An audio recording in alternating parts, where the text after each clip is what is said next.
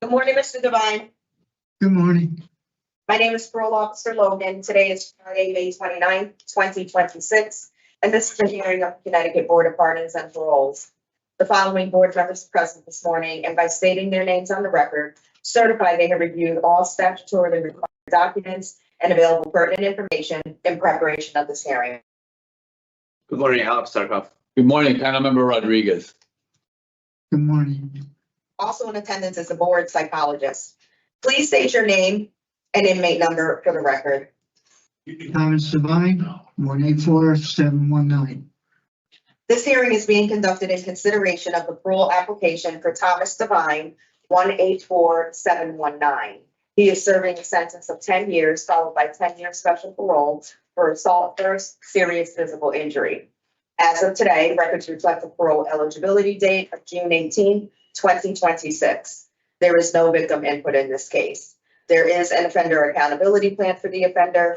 It has been reviewed and shows he has completed good intentions, bad choices, short track sex offender program, domestic violence, voices, tier 2, anger management, and he works in the laundry. Utilizing the statewide collaborative offender risk evaluation system, the offender's overall score falls within the moderate range of risk for recidivism. Utilizing the static 99R, the offender's overall score for sexual offense recidivism falls within the low to moderate range. Mr. Devine, this is your opportunity to express to the board why you believe you should be granted parole. You may begin. The reason why I should be granted parole, because my work ethics, and plus after this doing this time, it really showed me that this is getting old. Meaning, like, I gotta get out there and do the right thing, work, do my programs, and stay out of trouble this time. And I'm willing to do that. And I also got a friend at home named Jim Palmer, who's my boss, and he's got work for me. So that's one good thing. And besides, I'm going to be looking for like a night job or something to get me going also. So that's pretty much it. Yeah, that's pretty much it. Just stay out of trouble and do the right thing. Thank you, Mr. Devine, for your opening statement. So what we're going to do is we took a look at your background, what you've done to get here, what you've done since you've been inside, your interview with the parole officer.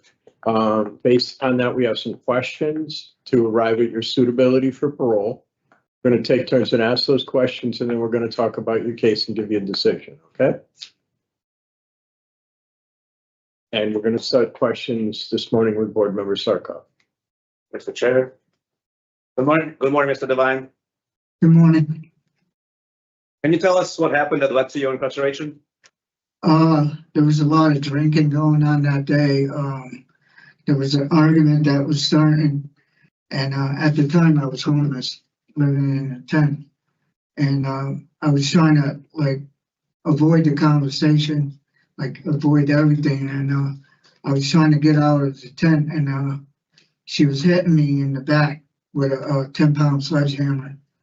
And at that moment, I reacted to it, and I punched her, and I broke her nose, and I was wrong for that.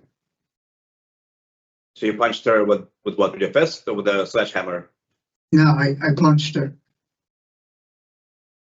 With your fist. with my fist. She was saying otherwise, but it was a punch. And then after that, I left. I took off. How do you think the victim was affected? Huh? How do you think the victim was affected? Scared, frightened, pretty much of, everything. And why did you have a sledgehammer to begin with? I had that because out in the woods there were animals like coyotes, stuff like that, coming around the area. I had it inside the tent for protection. You said drinking was a big part of what happened? Huh? Drinking was a big part of what happened? Yeah.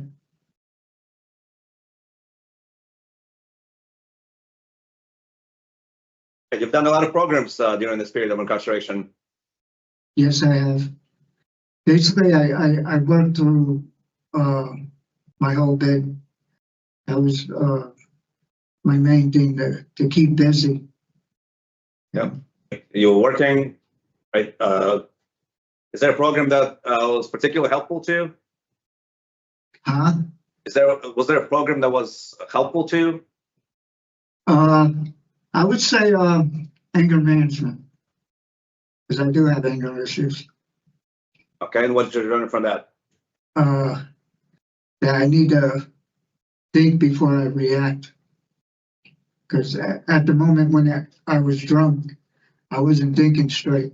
I was thinking, trying to, avoid everything, try to get out of the tent, and I couldn't because the zipper was stuck. And at the moment, I was getting hit, and I didn't know what to do. So I turned around, and I swung. It was stupid.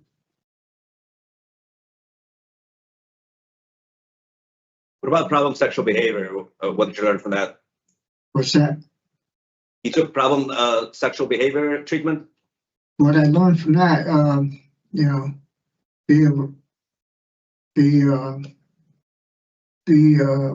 what's the word? Just be aware of things. Don't let your guard down, stuff like that. Don't be around young people who trying to hit on you and stuff like that. I learned a few things from that.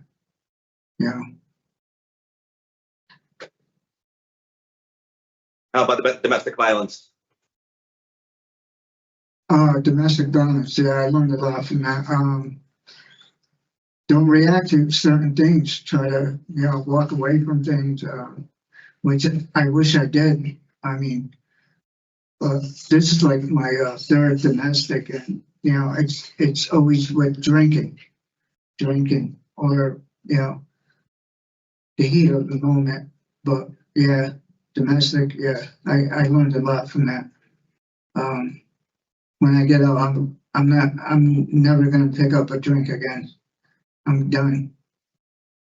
Okay, I'm so 50. let's talk about that. What is your relapse prevention plan? How are you going to stay sober in the community? Just stay around the right people, or just keep myself busy. Because when I'm keeping myself busy, I don't drink. If I'm hanging around with people that do drink, then I'm gonna drink. But that's the thing. I'm just gonna keep busy. I mean, like I came in when I was 47, and now I'm 54. I mean, it's got to end, and it's all to do with drinking. I can't do it no more, or else I'm gonna die. Drinking is going to be everywhere when you come out, right? So, Huh? what is your actual plan to stay sober other than, I hear that you want to keep working, you'll stay busy. Have you ever done AA meetings or anything like that in the Yeah, I community? have. I You have. have?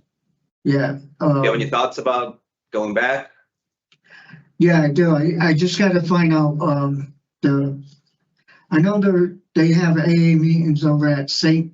Mary's in Milford. And there's another, church. I just got to find out the time and everything. You know, I will do that.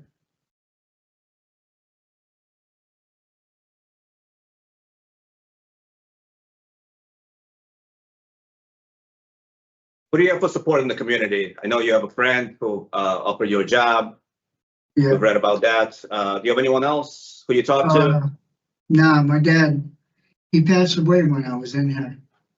And that's another reason I need to stay out there. Too many people passing away. Sorry to hear about your dad. Yeah, I have some family members, but if I'm in here, they won't talk to me.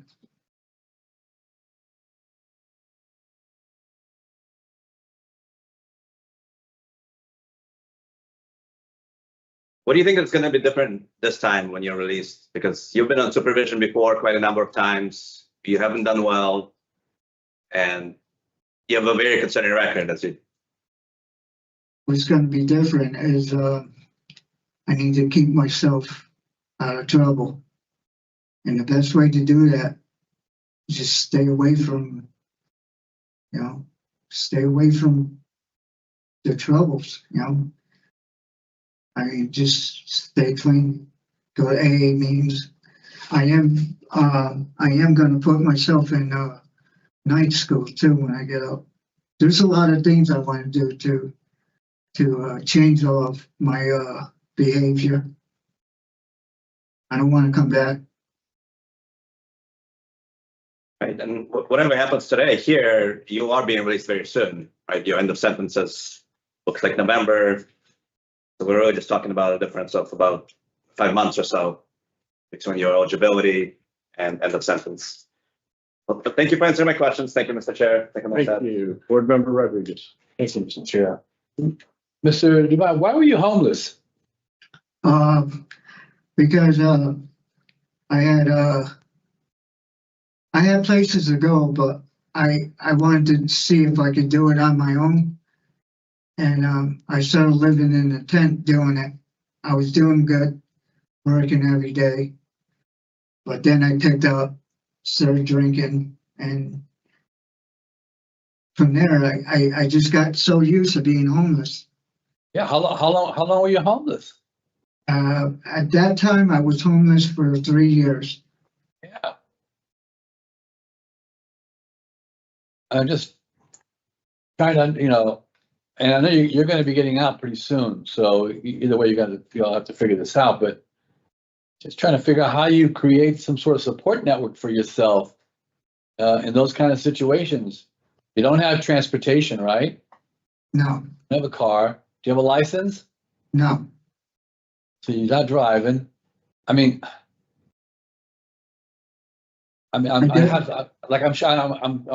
working with several concerns that I have for you. And some of that may have led to your unsuccessful releases in the past. And now you've got 10 years of special parole to follow, which means they're going to be looking at you very closely. Yeah. And if you mess up, what's going to happen? You're going to end up back there again. Yeah. Have you done any work to try to figure out how you create a stronger support network for yourself? Because you've called shelters. Are you going to buy another tent? What's your plan in terms of your housing situation? My plan is when I do get out to talk to my boss, my friend Jim, to see if I can. He wrote a very nice letter for you. Yeah. And I read that he wants you to come back, but how is that going to help your housing? Well, I guess I'm just going to have to apply for Section 8, but I'm going to ask him if I could stay with him until I do get something. You don't have any family members I that you do, get along with anymore? Or did you burn those bridges? no, I get along with them. It's just, they, the problem is me getting in trouble with the law. Yeah. The Yeah. problem is probably you're drinking and Yeah. you're not being able to stay sober. Mhm. It's probably one of your big problems. And, that concerns me too, because how do you build that network around yourself to be able to give you, some way to kind of, when you find yourself in those moments, and being homeless must create a lot of stressful moments for you. It was. Yeah. The only thing I can say is do the right thing. The right thing is just show up for my appointments, work, and just work harder this time, because it's definitely going to be a lot tougher for me this time than it was Yeah. last. Yeah, it is. And not having that housing situation straightened out, it's going to make it even more difficult for you. You did have one disciplinary report in November Yeah. last year. What happened? It was over a clothesline. I had my towel up and I took it down. And then around 3 o'clock, that's when the shift was changing. But when he came by the cube, and then when he went to the desk, I put my towel back up, and he came back over and he said, "That's it. I'm giving you a ticket." You have a protective order that goes to 2052. Yeah. What's your situation with that individual? I don't talk to that individual. I don't know anything, what's going on with that individual. Nothing. Kind of wish you had worked on setting up more of a support system for yourself during this situation. And I realize you took tier 2 quite a while ago. You haven't taken it recently, right? What's that? Tier 2, you haven't taken it recently. Yeah, I did tier 2. When did you? I have you completing it in 2020. Over in Cheshire. It was a while back. Yeah. All right, Mr. Devine, thank you for answering my questions. Those are really some concerns I really have for you. And I kind of wish you had worked a little bit more on your release plan to look at how you're going to deal with this housing issue for yourself. Well, if I could get to a halfway house and start off from there. Yeah. I mean, that could be something. Okay. Thank you so much for answering my questions. Okay. Good luck to you, sir. Yep. Thank you, Board Member Rodriguez. Good morning, Mr. Devine. Good morning. So the problem that I see here, really, the problem was intoxication, I think, again, right? Yeah. So just going out and looking up a meeting is a start, right? But the people that you need to put in your life are in those meetings, right? Yeah. And if I were you, I would start to look for sober housing, right? So there's a halfway house, but where do we go from there? Right? Yeah. So there's a lot of sober housing out there, right? That would be the first step, right? And getting Yeah. to meetings and getting support, right? Mm-hmm. Bridgeport has got a lot of recovery-based resources. One of the best CCAR recovery community centers there is in Bridgeport. Okay. And they have recovery coaches there, and recovery coaches know what the resources are in the community. Okay. So I think part of what you're dealing with is some lack of guidance, right? Because you don't know what's out there that you can utilize to help yourself, right?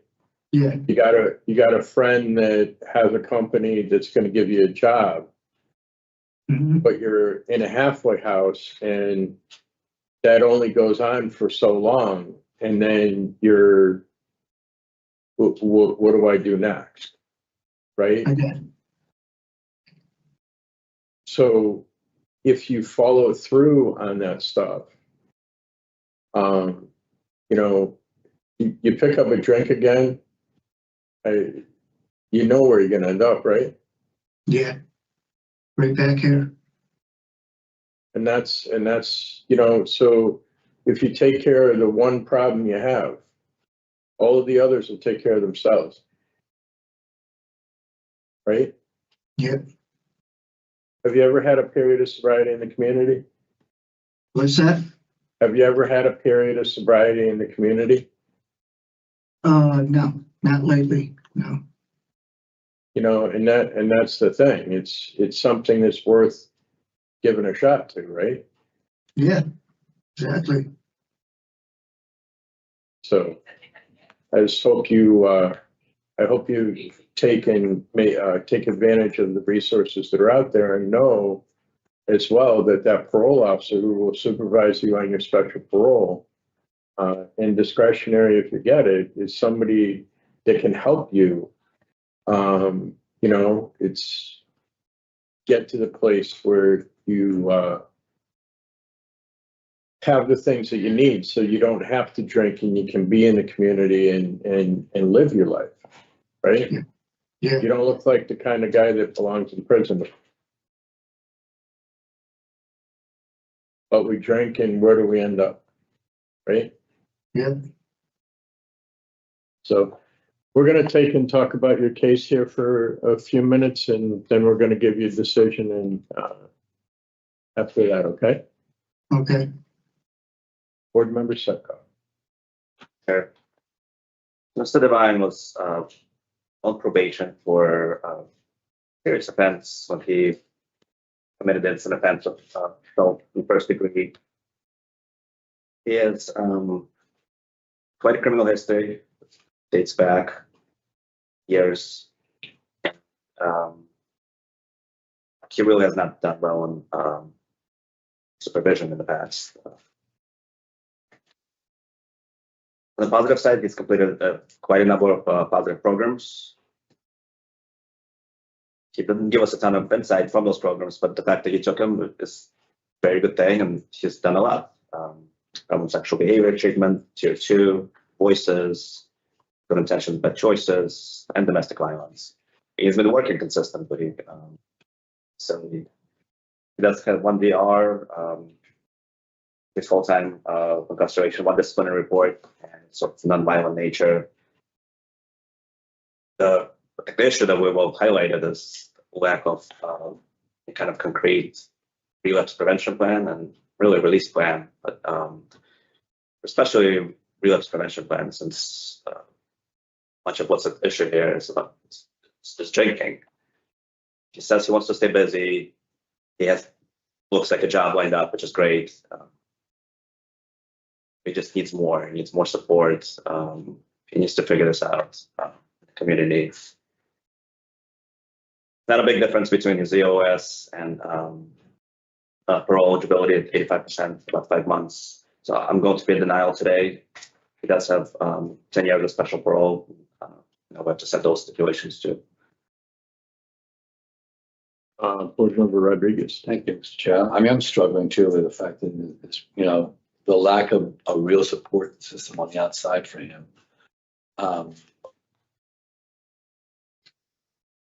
He has done programming. The halfway houses he thought he wanted to do, either Bridgeport or New Haven.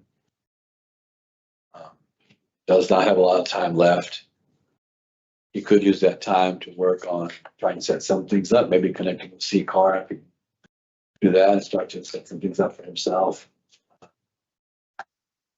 You shared with him by utilizing his parole officer, special parole. I'm kind of struggling with this, I'll be honest with you, because on one level, maybe going to a halfway house and having these months left with some supervision may get him connected to some things where he'd have some people there that would kind of help him. because I was really a denial in this to begin with. But the more that I'm thinking about his housing situation was a real concern for me. And I don't know that he can do that, start working on that while he's there. Maybe the supervision between now and the time he goes on special parole might help him kind of get that started. I mean, so I'm kind of struggling with that right now. I want to hear from you. I mean, I could go with letting him out today, to be honest with you, and kind of give him the supervision to try. But I also hear my colleague too think, he's got all these things that have happened and stuff. So I'm struggling, but I could lean towards discretionary parole. I think, so for me, where I am here, I think Mr. Devine's problem is centered in alcohol use. And the alcohol use leads to homelessness. The homelessness leads to things like this in the community. And it's, the one thing that he needs to get a handle on is alcohol use. He, in a halfway house, it's a more regimented regulations and things like that are there. Mr. Devine's only offense inside was, putting up a clothesline and twice, which he shouldn't have done because it violates unit rules. But that's the extent of it. I think that if he's going to Bridgeport, and Bridgeport would be good to set him up with some, recovery coaching out of Bridgeport. And speed cars down there, and give him a chance to start this. We're talking. He's not getting out till next month anyway. We're talking we're talking 5 months. Yeah. I could support his parole.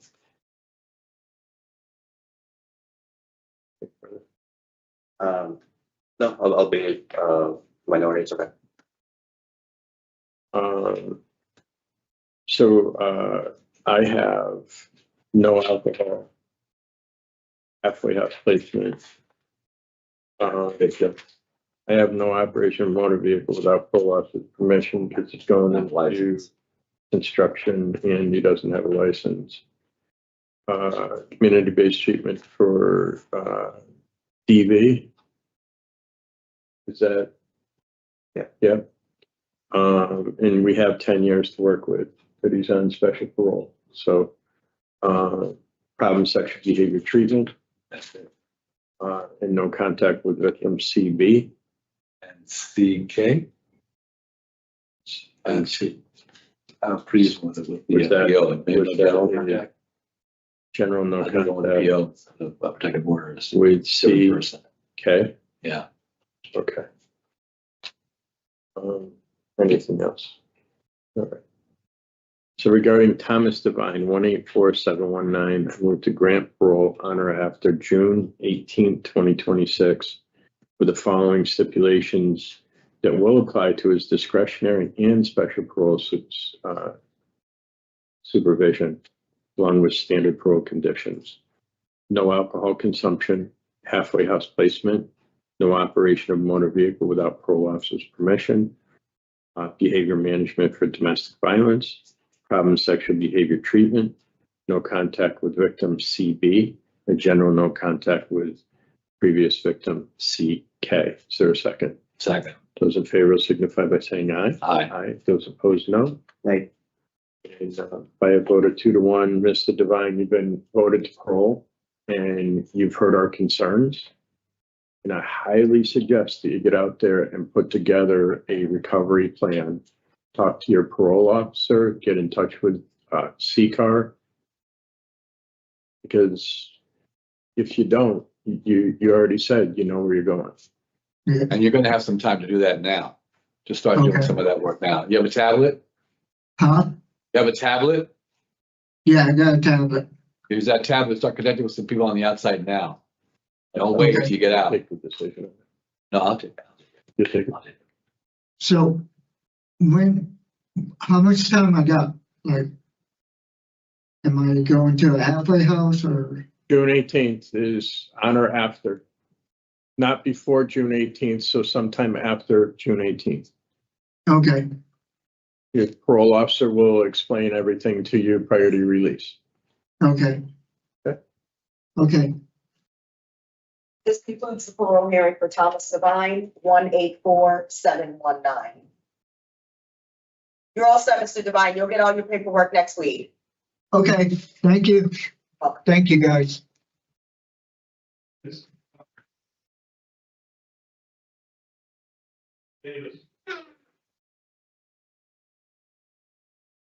I'll take one of yours.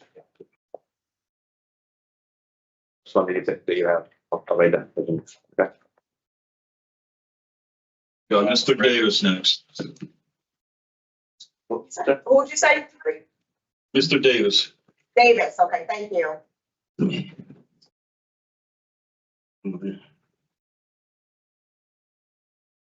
What's up, Gail? Yes, sir.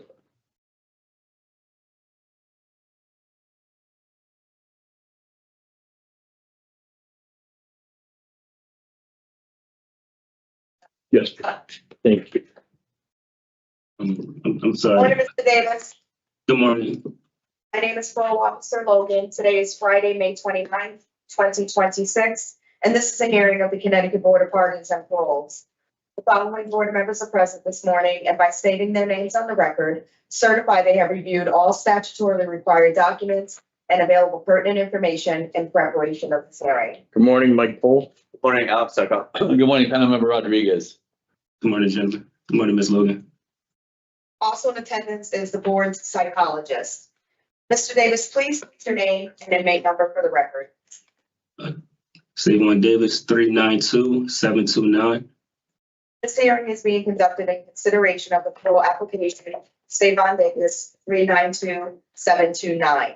He is serving a sentence of 14 years, execution suspended after serving 5 years, followed by 5 years probation for 3 counts of possession with intent to sell a narcotic substance. He has a violation of probation. The underlying charges are conspiracy to commit robbery first, firearm threat. He has another violation of probation. Underlying charge is murder and conspiracy to commit assault first, aided by others. As of today, records reflect the parole eligibility date of July 19th, 2026. There is no victim input in this case. There is an offender accountability plan for the offender. It has been reviewed and shows he has completed voices, embracing fatherhood, and tier 2. Utilizing the statewide collaborative offender risk evaluation system, the offender's overall score falls within the high range of risk for recidivism. Mr. Davis, this is your opportunity to express to the board why you believe in the grant of parole. You may begin. Thank you, Mrs. Logan. I would like to start by first, we have an opportunity to read my letter. Thank you, sir. I said, since the moment I was incarcerated, excuse me, I'm a little nervous. Since the moment I was sentenced, I remain on a positive path I have already begun before my incarceration. Becoming a father just prior to my arrest was a major turning point in my life. It gave me a sense of responsibility that reshaped how I saw the world. I began taking my life more seriously and knew I had to build a future not only for myself, but for my child. My goal is simply to have the opportunity to return home and continue proving that true change is possible. In the time leading up to my sentencing, I enrolled in online collegiate courses through Ohio University, completed coursework for my CDL, and volunteered with Harry Bell, who runs a charitable nonprofit organization in Fairfield County. These experiences helped me see the importance of staying grounded, contributing to my community, and making wiser choices. My greatest obstacle before prison was employment. Being unemployed led me to make harmful decisions. Since then, I've taken meaningful steps to prepare myself for a better future. I developed discipline, maintained employment within the prison warehouses, and built a strong relationship with my uncle, Warren Godbolt, who has committed to help me secure and maintain employment upon release. When I stood before the judge at sentencing, It was hard because I felt I had finally started getting my life in order. I was encouraged when the judge acknowledged my progress and told me to continue the path I was on. She shared that she had previously sentenced both my brother and his father and noted that I was on a different, more positive trajectory. Sadly, 2 months after my sentencing, I lost my brother to gun violence. That pain could have pulled me backwards, but I chose to honor his life by continuing to transform mine for him, our children, God, and myself. I have completed all the programs listed on my offender accountability plan, maintained consistent employment during my incarceration, and strengthened my support system through honesty and transparency. My family and mentors can attest to the growth they witnessed in me. This request for parole, which is about my accountability and redemption, would allow me to return home under supervision while continuing to live with intention and discipline. I want to show the young men in my community that change is possible. My ultimate goal is to return to facilities like this and speak to others who are incarcerated to show them that if I could change, so can they. Thank you for taking the time to listen to my request. Thank you, Mr. Davis. You were done, right? Yes, sir. Okay, that's what I thought. I just didn't want to cut you off there. So thank you for that opening statement. It was very meaningful. I'm sorry about the loss of your brother, and I'm glad that you had that moment to reflect, and that the judge in your sentencing saw that you were changing gears there and headed in a positive direction. And that's what it looks like here with some of the programs that you've taken and things like that.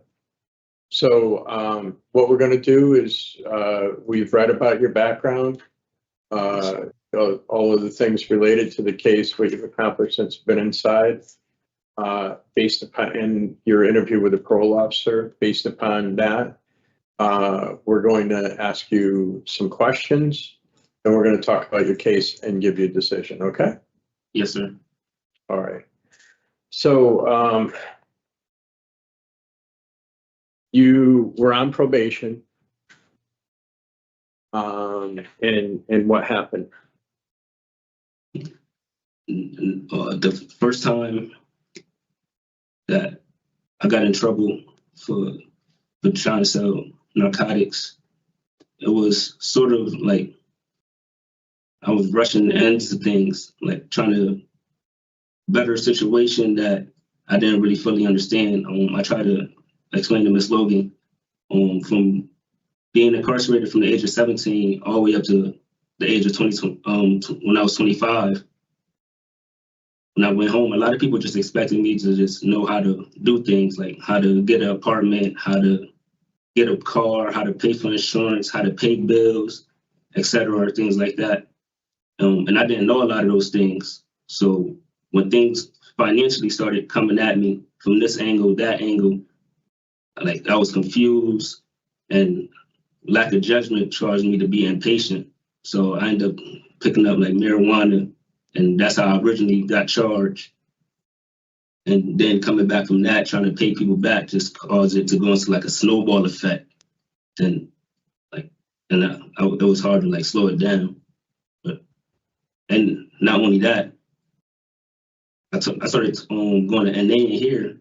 So when I started going to NA, I started learning a lot of different things and started seeing a lot of things that I didn't look at originally that reshaped the way I look at them now. So originally I didn't look at drugs as, this is like really a hindrance to somebody's life, because I'm thinking like, all right, if they want some type of drug or anything like that, then they probably want to party or things like that. But going to these NA meetings every week and listening to these guys' story, like they're not only showing me, but they're letting me know like, nah, like this is a sickness. And I'm looking at them like they're right. Like, I don't know, after listening to stories like that, who want to be a part of that sickness, that suffering. Like, and they also helped me see that I had a lot of issues with me myself.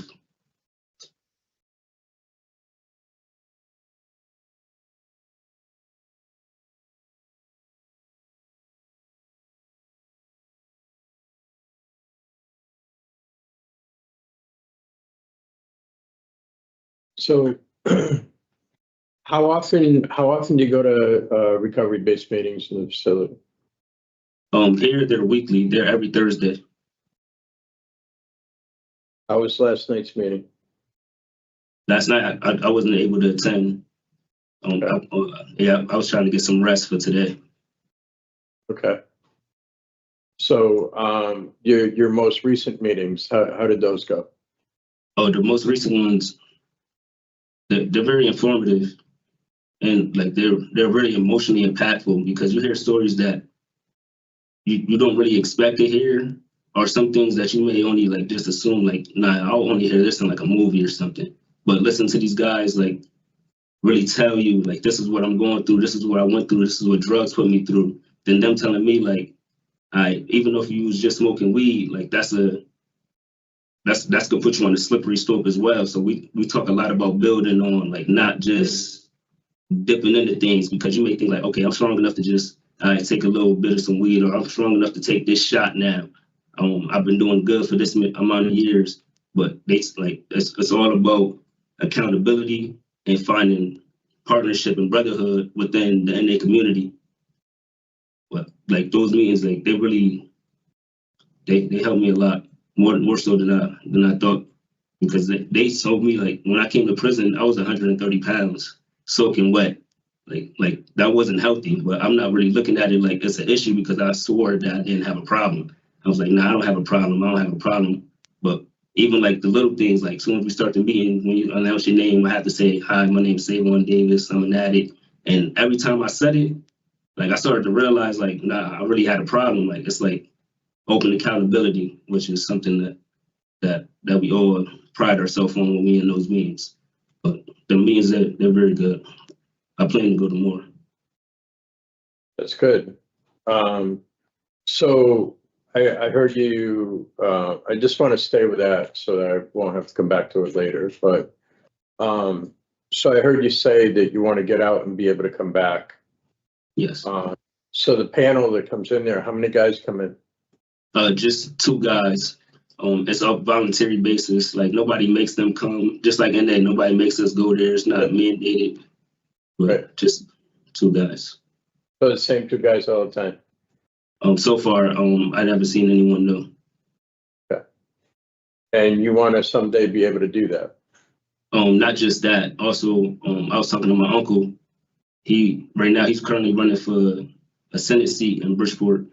That's my sponsor now. But he told me that he may be able to help me get into the juvenile centers so I could talk to the kids. Because I was explaining to him that growing up, even though I always knew about prison and things like that, I never really knew anybody that came up and spoke to us about prison, or was actually like really just kept it real about the hardship that people go through prison. Like when people would come home, I'll ask them like, hey, like, how was that experience? And they just might be like, oh, it was nothing, or that time flew by, but they don't really talk about the hardships. Like they don't talk about the nights they spent in there crying. They don't talk about how much they was missing their families, their kids. They don't really talk about like how hungry they was that night. Like they're not really giving the younger generation a real effect to where they could really see and hear that and know like, all right, this isn't what I want for myself, for my future.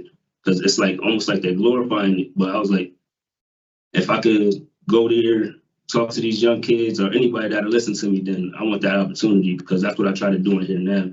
Even with the programs that I've taken some of these programs in my last sentence, so I had the opportunity to help facilitate some of these programs now. And that's certainly that's something that needs to be in the forefront of your mind. It's like, what is it that I've been able to come through without being on substances? And when I dedicate myself to rehabilitation and personal growth and things like that, what is it that I can accomplish? So I mean, one of the there's violation of probations, and I usually don't go into what's there, but I just, there's serious offenses. So I want to talk a little bit about that. Can you tell me on the underlying, what happened there? That day, well, to give you the full scope of the situation, it all led up to a friend of mine named Kia Janae. We called her Nunu. She passed away after a party. We were sitting on the porch, and during that time, somebody came up and they just started firing shots, and she was struck in the head. I think after that time, like me being so young and emotional, because at the time I think I was about 16 years old, like I didn't really know how to deal with that or process that, seeing that happen right in front of me. So I think I was just doing anything to like try to make myself feel better. So I'm trying to smoke, I'm trying to like be around my friends, and like we really just getting into all types of stupid foolery, because like we just don't really know how to cope with what we just seen. But the day of the case, it was me, my friend Kyle Brody, another kid, Tyson Anderson. We hopped in the car, but when we got in the car, like our intentions wasn't really to like do anything. But while we was riding around, I remember Tyson screaming out like, "Yo, that's them right there, that's them." Then I remember seeing like my friend Kyle, like he rolled down the window. So when he started like letting out shots, and all the other shots started ringing out, I'm like, oh snap, this is crazy. Like for me, it happened so fast, probably like I want to say seconds. It had to be about 4 or 5 seconds. Then I remember us racing back to the place where we just was. Then I remember like trying to go home and trying to calm myself down, trying to cope. And I remember turning on the news and seeing like everything that happened. I remember just breaking down. I was like I'm telling G like, yo, like we gotta probably like I'm telling him like we gotta like turn ourselves in. Like, but he was like, nah. But we ended up getting charged with it like soon after that anyway. But I didn't even like it just happened fast. And, like I still feel the effects of that today. Cause I remember like being when I was first going through my prison sentence, like I didn't really know how to talk about it because the case was open. So like when the case was finally over and I actually could talk about it and talk to people that actually been through situations like that, like I remember being in the TRUE program and I remember breaking down crying with a lot of guys, and most of the guys like they had like charges like that. So I remember we just sitting there and I'm just breaking down because one of the guys, he told me, he said, one of the things I noticed about you, say one, is that you have a great respect for life. Because I never wanted to put myself in that situation like that again. Even when I went home, like I didn't put myself nowhere near a gun. I didn't want to see a gun. I don't want to buy a gun. I don't want no gun in my house. Like I never wanted to go back and be the person responsible for something like that again, or like even like close to responsible. And there's, just to point out, there wasn't a gun involved in this situation, correct? Oh no, sir. Right. So just why you said it, just you said when you were in the TRUE program, you finished the TRUE program? Yes, sir.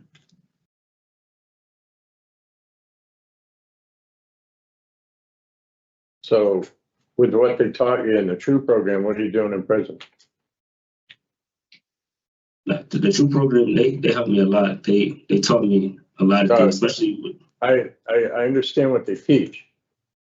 My question was, with you going through the TRUE program, what are you doing back in prison? You know better. Yes, sir. Those guys work really hard to try to deliver for you. Yes, you know, so hopefully that's where, after this happened, I don't know, was that part of the catalyst to change that the judge saw? What was it that you realized? Go ahead, talk to that a little bit. I'm sorry, I didn't really hear the last part. Oh, Before the catalyst to change. Yeah, so was the true program part, you said that the judge saw change. Yes, sir. Was the true program part of that catalyst once you got caught here, not once, right, but twice? The true program was, last time I was there was 2020. But it was a great catalyst. But the biggest catalyst for my change was really getting custody of my son. Once I got custody of my son, like I stopped doing anything that was like negative, because I seen it as like, if he sees me doing this, then he's gonna grow up thinking that it's okay to do this. I got custody of my son probably early 2022, almost around my birthday, almost June. But after I got custody, I moved out of Bridgeport. I got an apartment in Waterbury. I was working with this company called Inline Plastics, and I was also doing the flagging. So I was trying to work multiple jobs. I stayed away from Bridgeport. That's when I started doing the online classes for Ohio. But I only started doing those online classes because I was in the CDL program at NETS. So me doing the CDL program, I was having different conversations with guys, meeting different people, and they're telling me about better ways to manage my money. And one of those things was like stocks, bonds, but they told me that if I take these online classes, that like it'll basically project me to basically a further understanding, because there was things that they said that they couldn't tell me or couldn't show me that I had to learn through school. So that's when I started going through the classes. And I think that's more so what the judge was speaking about, everything I was doing before coming to prison.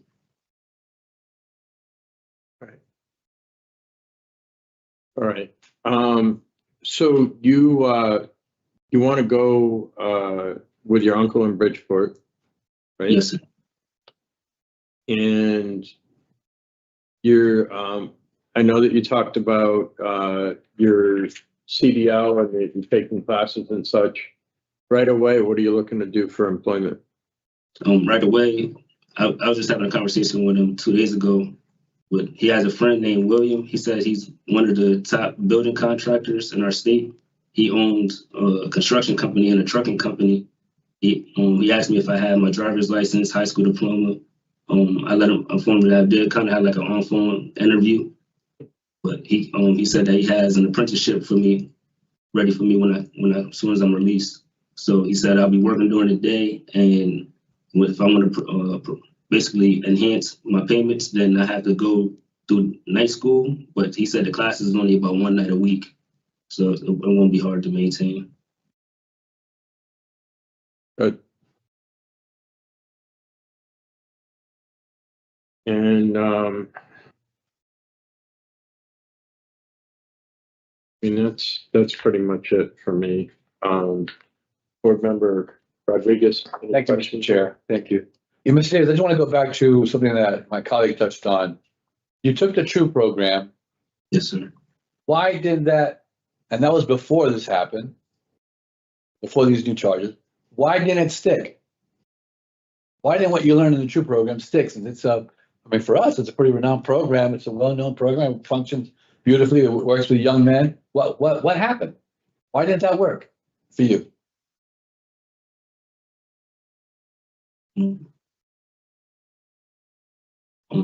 I think to answer that, I have to go back to the day I was released, because I don't want to say it didn't work, because a lot of it stuck with me. Even now, a lot of it stuck with me, because I was one of the people in the first groups, the first waves of the TRUE program. So like we still was helping build it from the ground up. Like prior to the day I was released, I probably was home about a few hours after my incarceration. And I didn't know like a lot of the things that the people was going through out there. So I don't really know I didn't know the situations with everybody, but my mom, she had through a cookout, like just basically trying to welcome me home, trying to invite some family.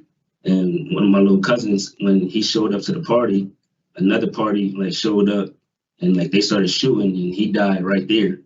I think that kind of shocked my system a little bit after being away for so long, not being around anything like that. Then seeing that, like that kind of put me in the house. Like I was worried about going outside for almost about 2 months.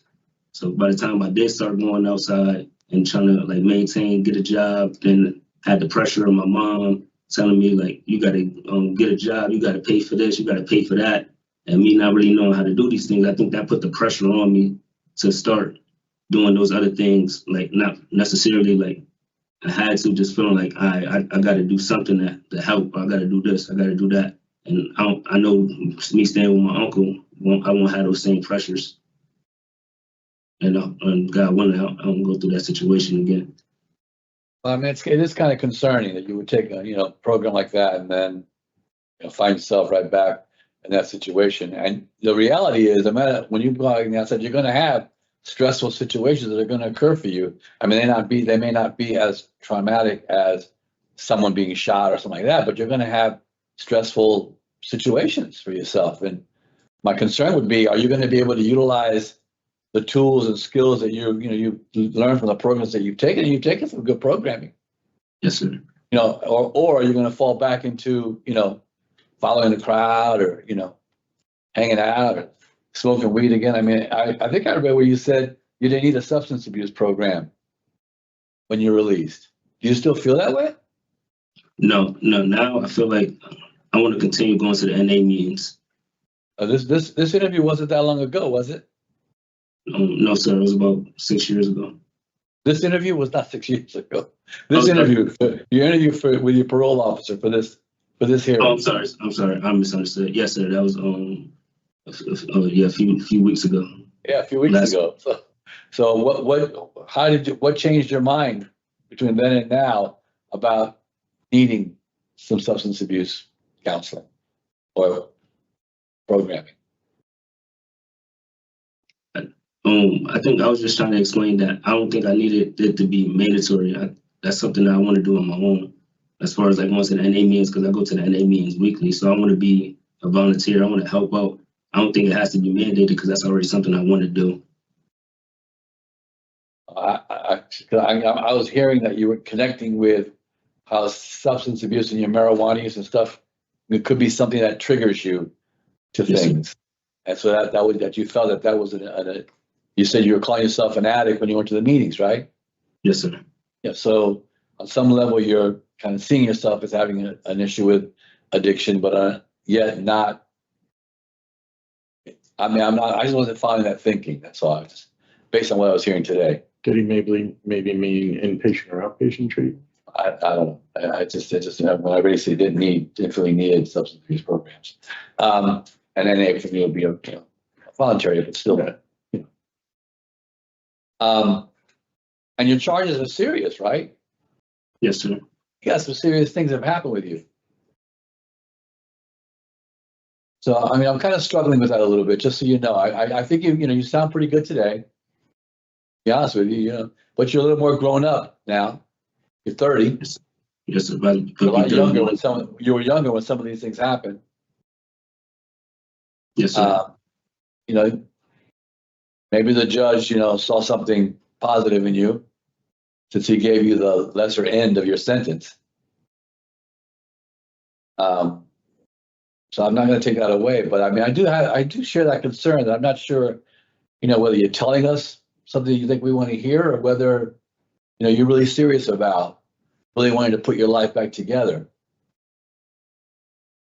Because you sure can't go on like this, and you're going to have probation to follow. Yes, sir. And if you mess up, you're gonna end up back in here again, but probably for a much longer time. And you're a young man. I mean, you should be trying to pull yourself together at this point. Yes, sir. All right, I don't have any additional questions. Thank you for answering my questions, Mr. Davis. And listen, I do wish you a lot of luck. Thank you, sir. I hope things go well. Okay. Anything further? All right, we're going to talk about your case and give you a decision.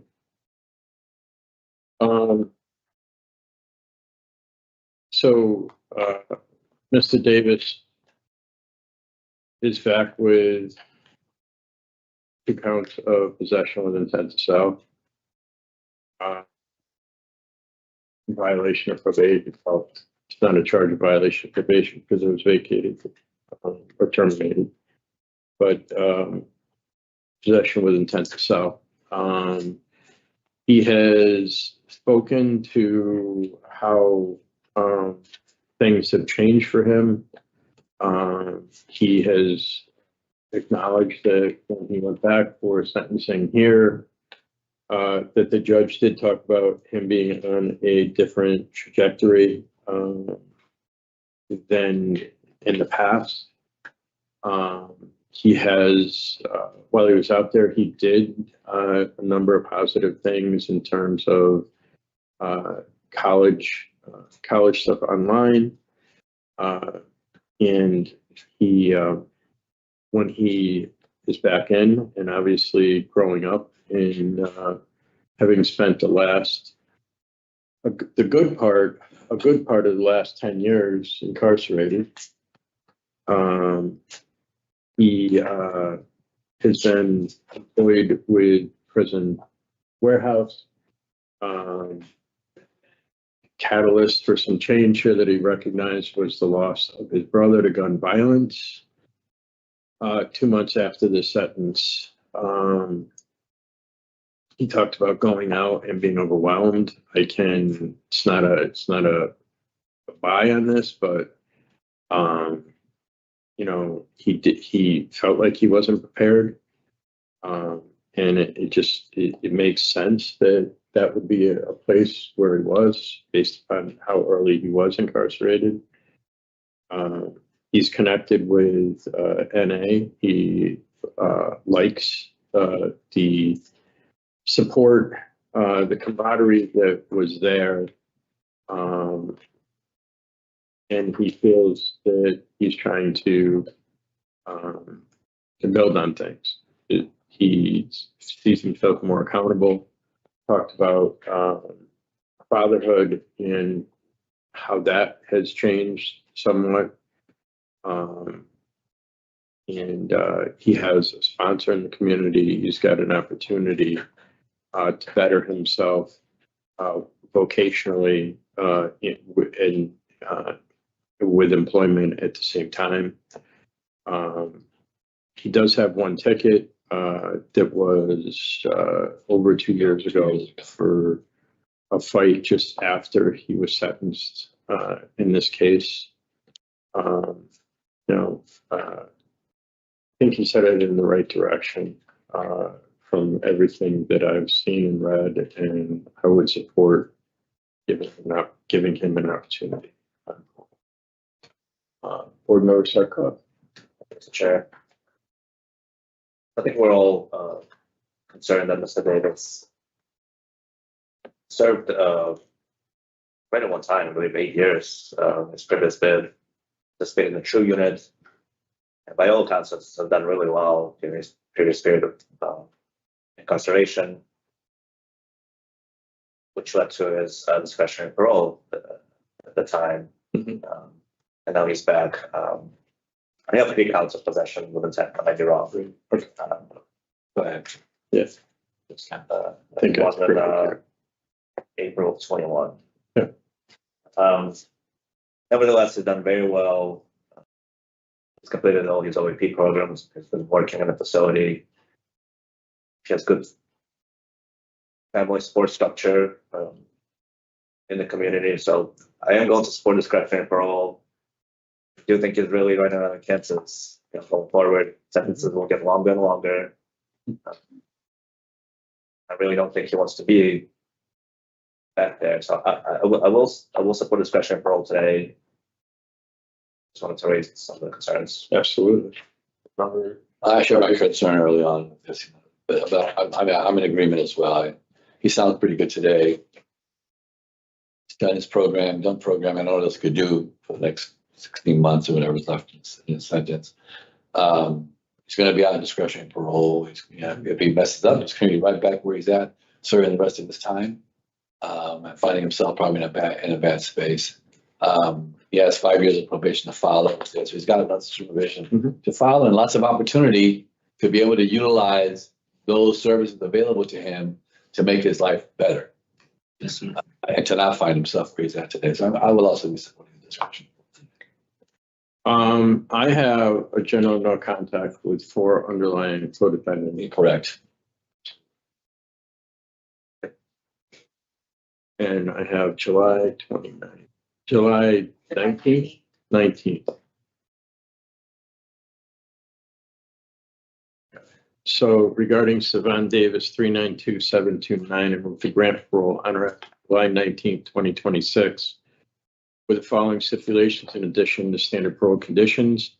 General, no contact with Kyle Brody, Tyshawn Anderson, Jamal Hamilton, and Abbas Mohammed. Is there a second? Second. Those in favor signify by saying aye. Aye. Those opposed, no. The ayes have it. Mr. Davis, you've been voted to parole. Your convictions will be explained to you prior to your release. And get out there and keep moving on that positive path. And get connected with that NA community out in the Bridgeport area, will you? Yes, sir.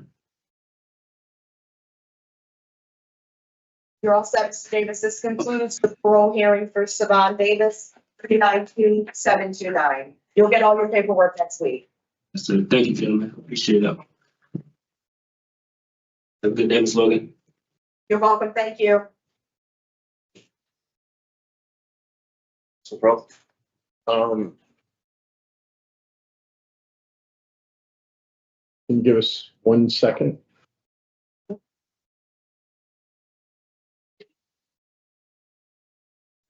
Mr. Tucker next. no, that's. Thank you. I have no objection. Yep, very much.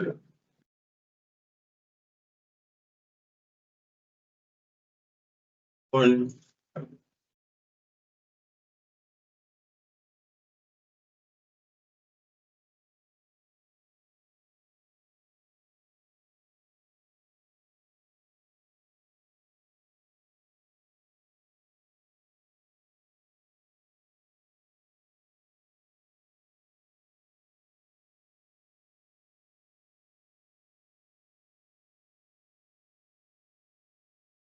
Morning, Mr. Tucker.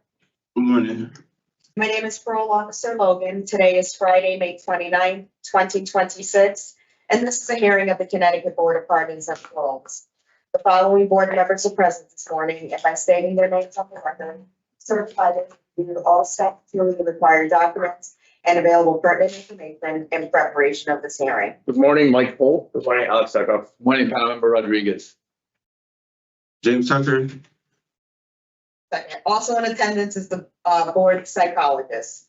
Mr. Tucker, please state your name and inmate number for the record. James Tucker, 406899. This hearing is being conducted in consideration of the parole application for James Tucker, 406899. He is serving a sentence of 2 years and 1 day, followed by 7 years special parole for criminal possession of a firearm, ammunition, or deadly weapon. As of today, records reflect the parole eligibility date of April 9th, 2026. There is no victim input in this case. There is an offender accountability plan for the offender. It has been reviewed and shows he has completed Catholic Charities parenting and the alternatives to violence workshop. Utilizing the statewide collaborative offender risk evaluation system, the offender's overall score falls within the very high range of risk for recidivism. Mr. Tucker, this is your opportunity to express to the board why you believe you should be granted parole. You may begin. First and foremost, I want to take full responsibility and ownership of my crime and admit that I knowingly made the wrong choices which led me to serve this sentence. I know having a weapon as a felon is wrong, which affected my children, community, and myself. I am remorseful for my actions of bringing a weapon into my community and putting my life or someone else's life at risk. If granted parole moving forward, I will give it my all to not put myself in any situations or areas where I think I would need a weapon. I think I should be granted parole because I've learned from my mistakes throughout my journey. I believe I have shown growth because I have only received one disciplinary report during this time of incarceration and have learned from that mistake. I know parole is a privilege that must be earned, and I'm prepared to follow all parole conditions, work closely, and seek help from anyone supervising me. I want to prove that through my actions, that I'm ready to return to society and live a productive and law-abiding life. I participated in the AVP program, which taught me different ways to handle and deal with conflicts in life and walk away from situations without acting out of anger.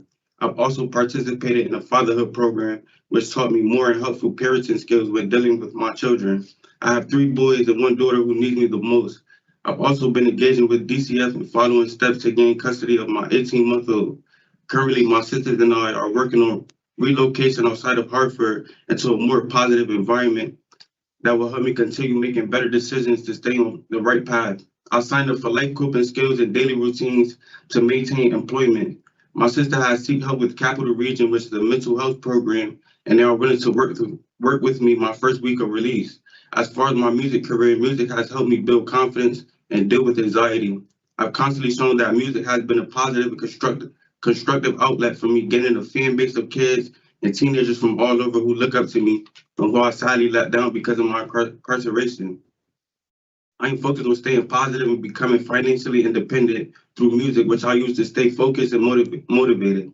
Once again, I understand the seriousness of my actions and truly am remorseful for hurting my community, loved ones, and my children, and I take full accountability. I respectfully ask the board to consider my progress and support system. Thank you for your time and consideration. Thank you, Mr. Tucker. So we've read about your background, what you've accomplished since you've been in, your time on special parole, your interview with the parole officer, and based upon that, we have some questions to arrive at suitability for parole. We're going to take turns and ask those questions, and then we're going to talk about your case and give you a decision. Okay? All right. And we'll start questions today with Board Member Rodriguez. Thank you, Mr. Chair. Oh, good morning, Mr. Tucker. Good morning. And thank you for your opening statement. No problem. You're welcome. Thank you for hearing me. You covered some areas there that, would have had some questions on. I don't have any questions of those areas anymore. Here's one big concern that I have. You were on special parole. Yeah. You committed this offense. For what? You said, I'm sorry, I didn't hear you. What were you on special parole for? Oh, criminal intent to commit assault first. Right. And in that, and then you turn around while you're on special parole and you pick up a firearm. Why? Protection. I made a mistake that I had got to live with. It wasn't just a mistake. It was a choice you made. Because Right. you knew you were on special parole. Right. And you knew you weren't supposed to get a weapon. Right. So you made a choice to do that. Yeah. What drove that? I'm trying to find out what drove that choice, because you put yourself in such jeopardy. I mean, if we deny it today, we could deny it till the end of your special parole. Yeah. Why would you make that choice? Not thinking. Not like. Well, you said you needed it for protection. Yeah, but protection from what? That was because just living in Hartford. That's why I'm trying to relocate now. Mr. Tucker, there are a lot of people who live in Hartford who don't carry weapons. Yeah.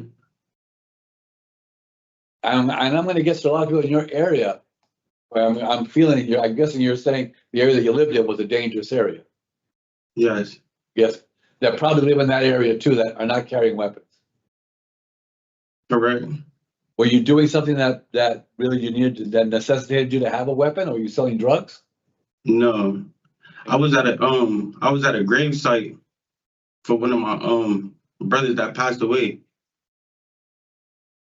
Passed away naturally, or passed away because they were killed? Oh, gun violence. So even that, that exposure didn't even prevent you from not carrying a weapon. Did you have a license to carry a weapon? No, sir. Did you practice shooting the gun? No, sir. I mean, recipe for problems. Did you smoke marijuana? No. You didn't smoke, but I have that you did. You did use marijuana. Yeah, no, I haven't smoked marijuana in 3 years. Well, you're scored a 3 on your substance abuse score. And you have an addiction services on your OAP. Right. And have you taken a tier program? Say it again, I didn't hear you. Have you taken a tier program? I signed up for tier 2. Okay, but And you haven't alcohol- taken it yet. You haven't taken it yet. No, Alcohol Anonymous and Gambling Anonymous, I signed up for. You signed up for Gamblers Anonymous? Alcohol Anonymous and Tier 2.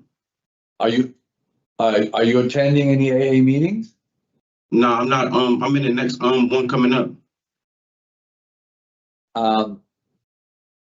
How about you also had new thoughts on your OAP, which is, would give you an opportunity to kind of at least give you some skill sets around how you make decisions and how you make your choices and how you do improve your life in terms of how you manage your life.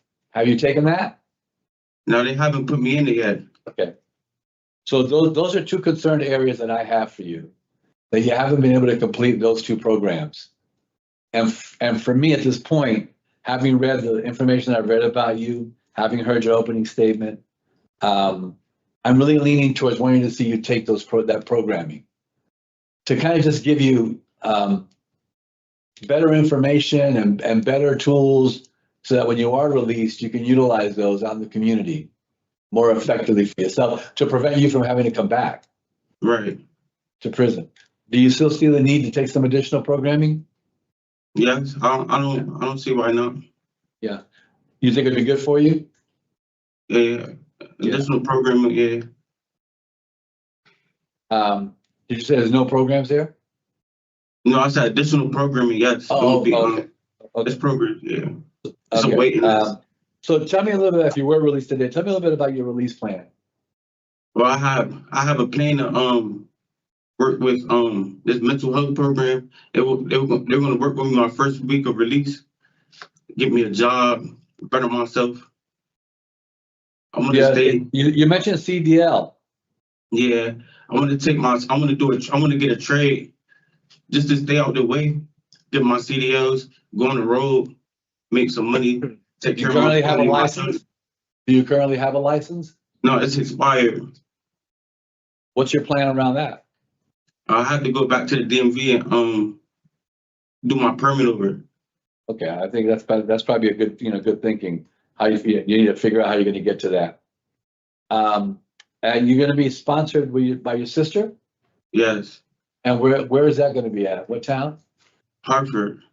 So you're going back to Hartford. Yes. Do you see any risk factor in that for yourself? I feel like I made mistakes in the past that I learned from. Having a gun, that wasn't the right choice to make.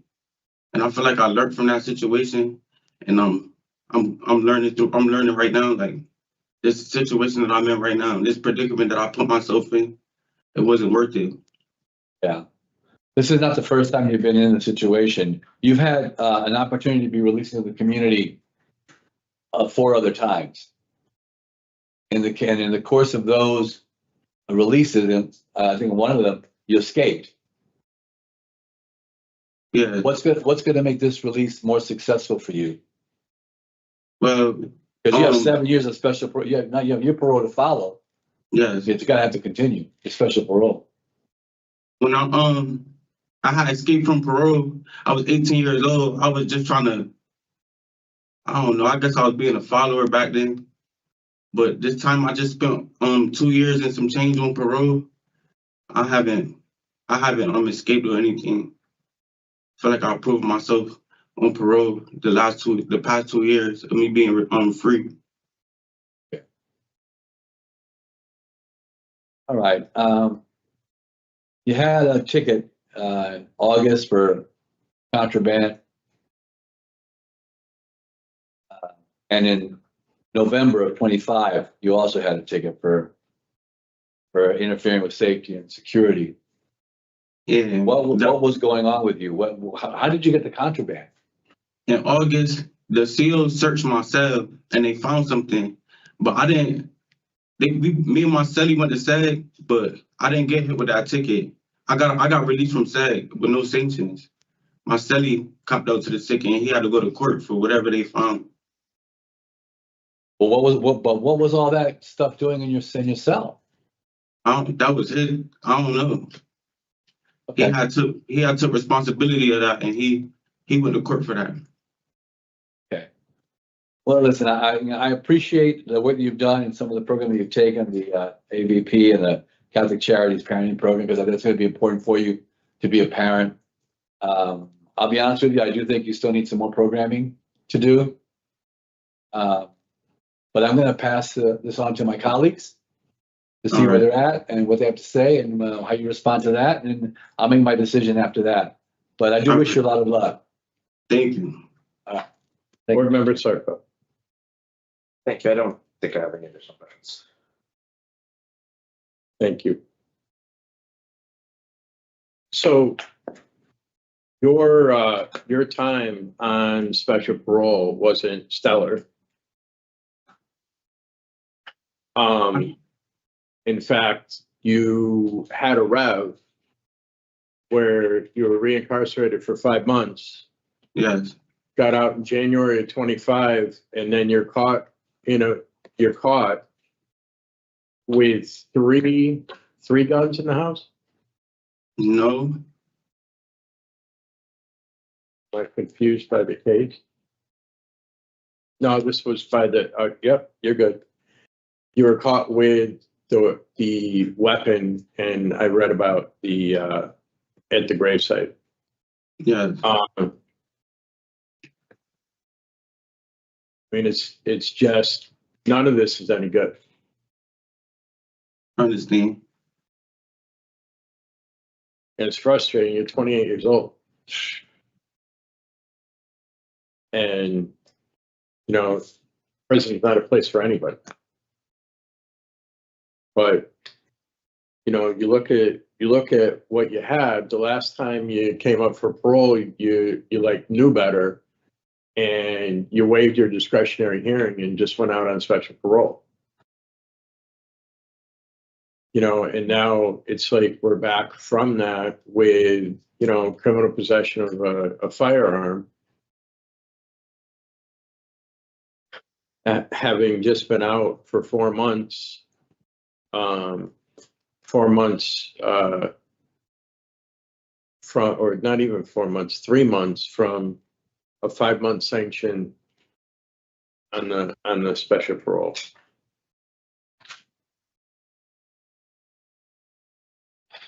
And, you know, I know there's a code in there, but the bottom line is that, you know, your celly's got a K2 business going on out of your cell. And that's like, it's nothing good about that. And I'll tell you honestly, I'm concerned about public safety.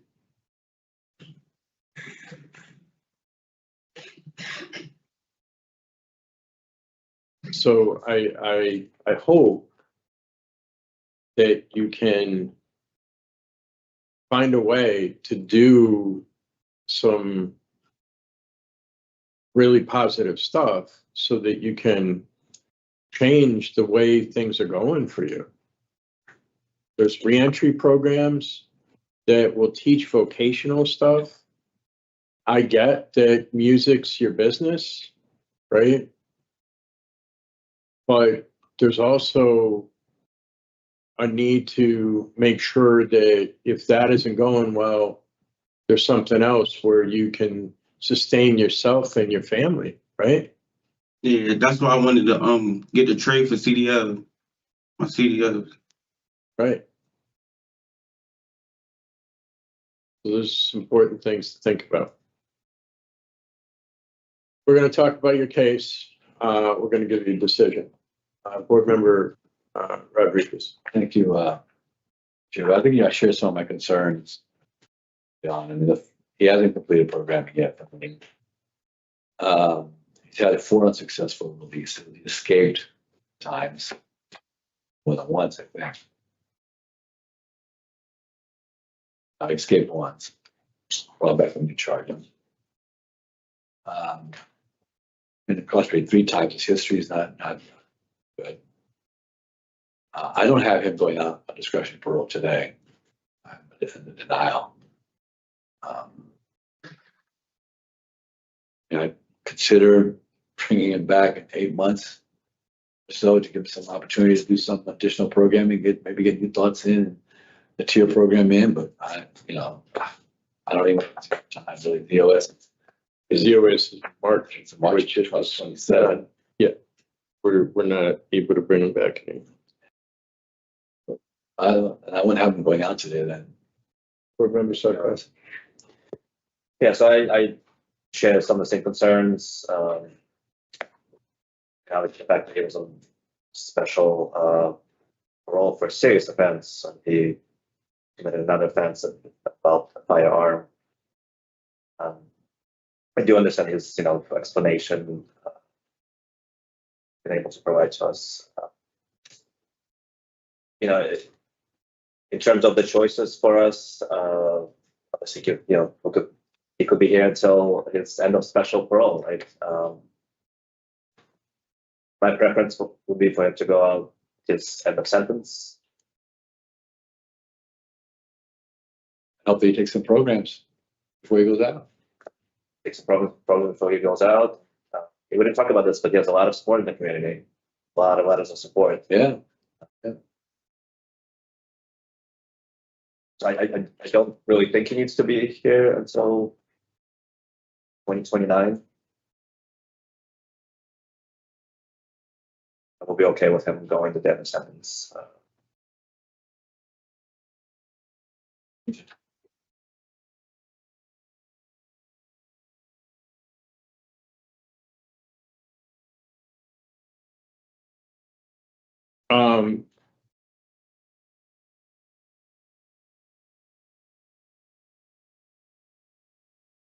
So I'm gonna go in the minority on this one.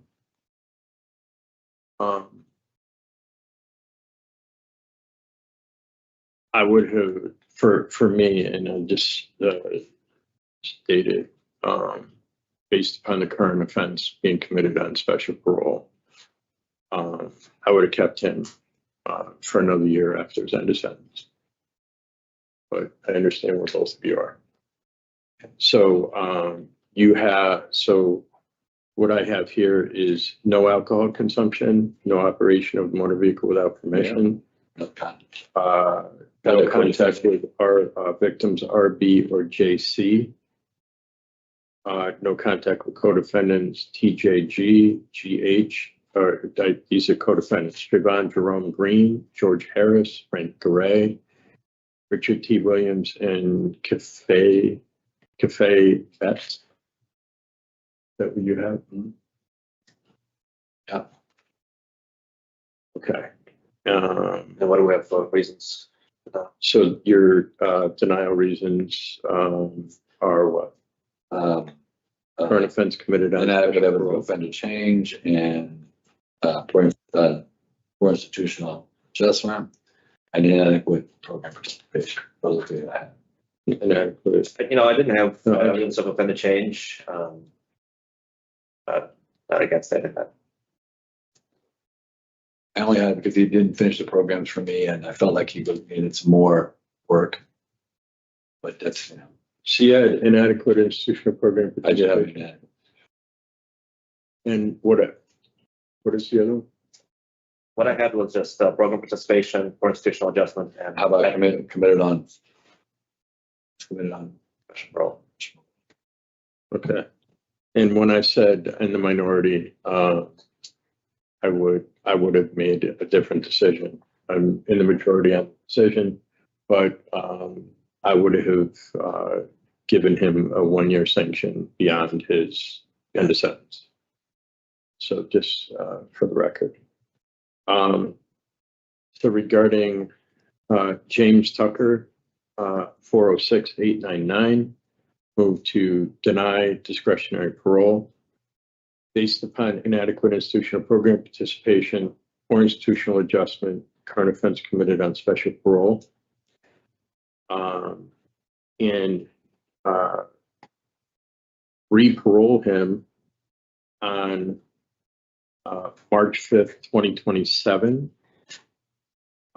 back onto special parole for him to complete 2 periods of special parole that'll be running that'll be This is, running, this is, I'm sorry, I didn't do that with the script. This is running and it ends on June 8th, 2029. right. But there'd be two, Is there another? there's a 7-year special parole attached to this sentence. Yeah. So, That's the current special parole I'm serving. hang on.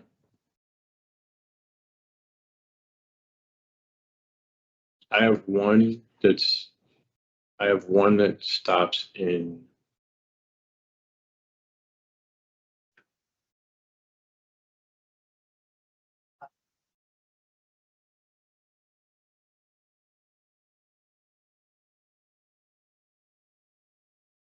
Yes, it's,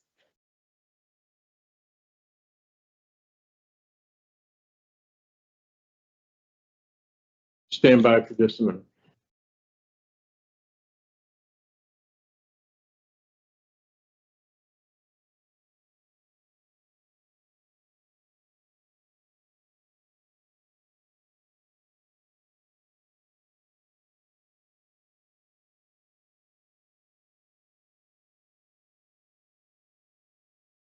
No, so there's no new special parole. No, so this is, So this, 2029. this is it.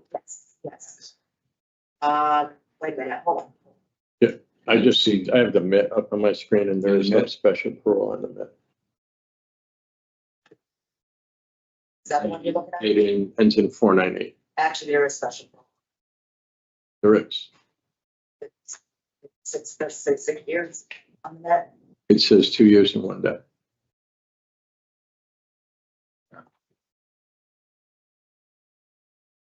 Here's 1 day and 6 years special parole, you don't, that's not in the body?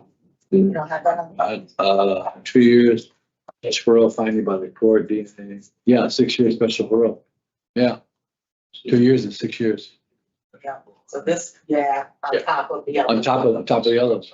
Sorry about that. So he's not eligible. Okay. Complete special parole, so. So the one that was running, that ends. 29. 29. And then This one was with this one, 33, 3/4 of 2030. 33. Okay. sorry about that. No, you're fine. Yeah, you're good. It's like this is not the typical case. So I'm going to start over just so that we're on that. Regarding James Tucker, 406-899, I move to deny parole based upon discretionary parole, based upon the current offense committed on special parole, inadequate institutional program participation, and poor institutional adjustment. And to parole him on March 5th, 2027, to 2 terms of special parole, which will be running simultaneously with the following stipulations that will apply to his both periods of special parole. No alcohol consumption, no operation of a motor vehicle without parole officer's permission, no contact with victims R and JC, and no contact with co-defendants Trayvon Jerome Green, George Harris, Frank Garay, Richard T. Williams, and Cafe Betts. Is there a second? Second. Those in favor signify by saying aye. Aye. Aye. Those opposed, no. The ayes have it. The parole is denied and the special parole stipulations have been set. So Mr. Tucker, your discretionary parole was denied. Your re-release date, again, is the end of sentence date here, which we have set as March 5th, 2027. All right. This concludes the parole hearing for James Tucker, 406-899. Mr. Tucker, you'll get all your paperwork next week. All right. Thank you.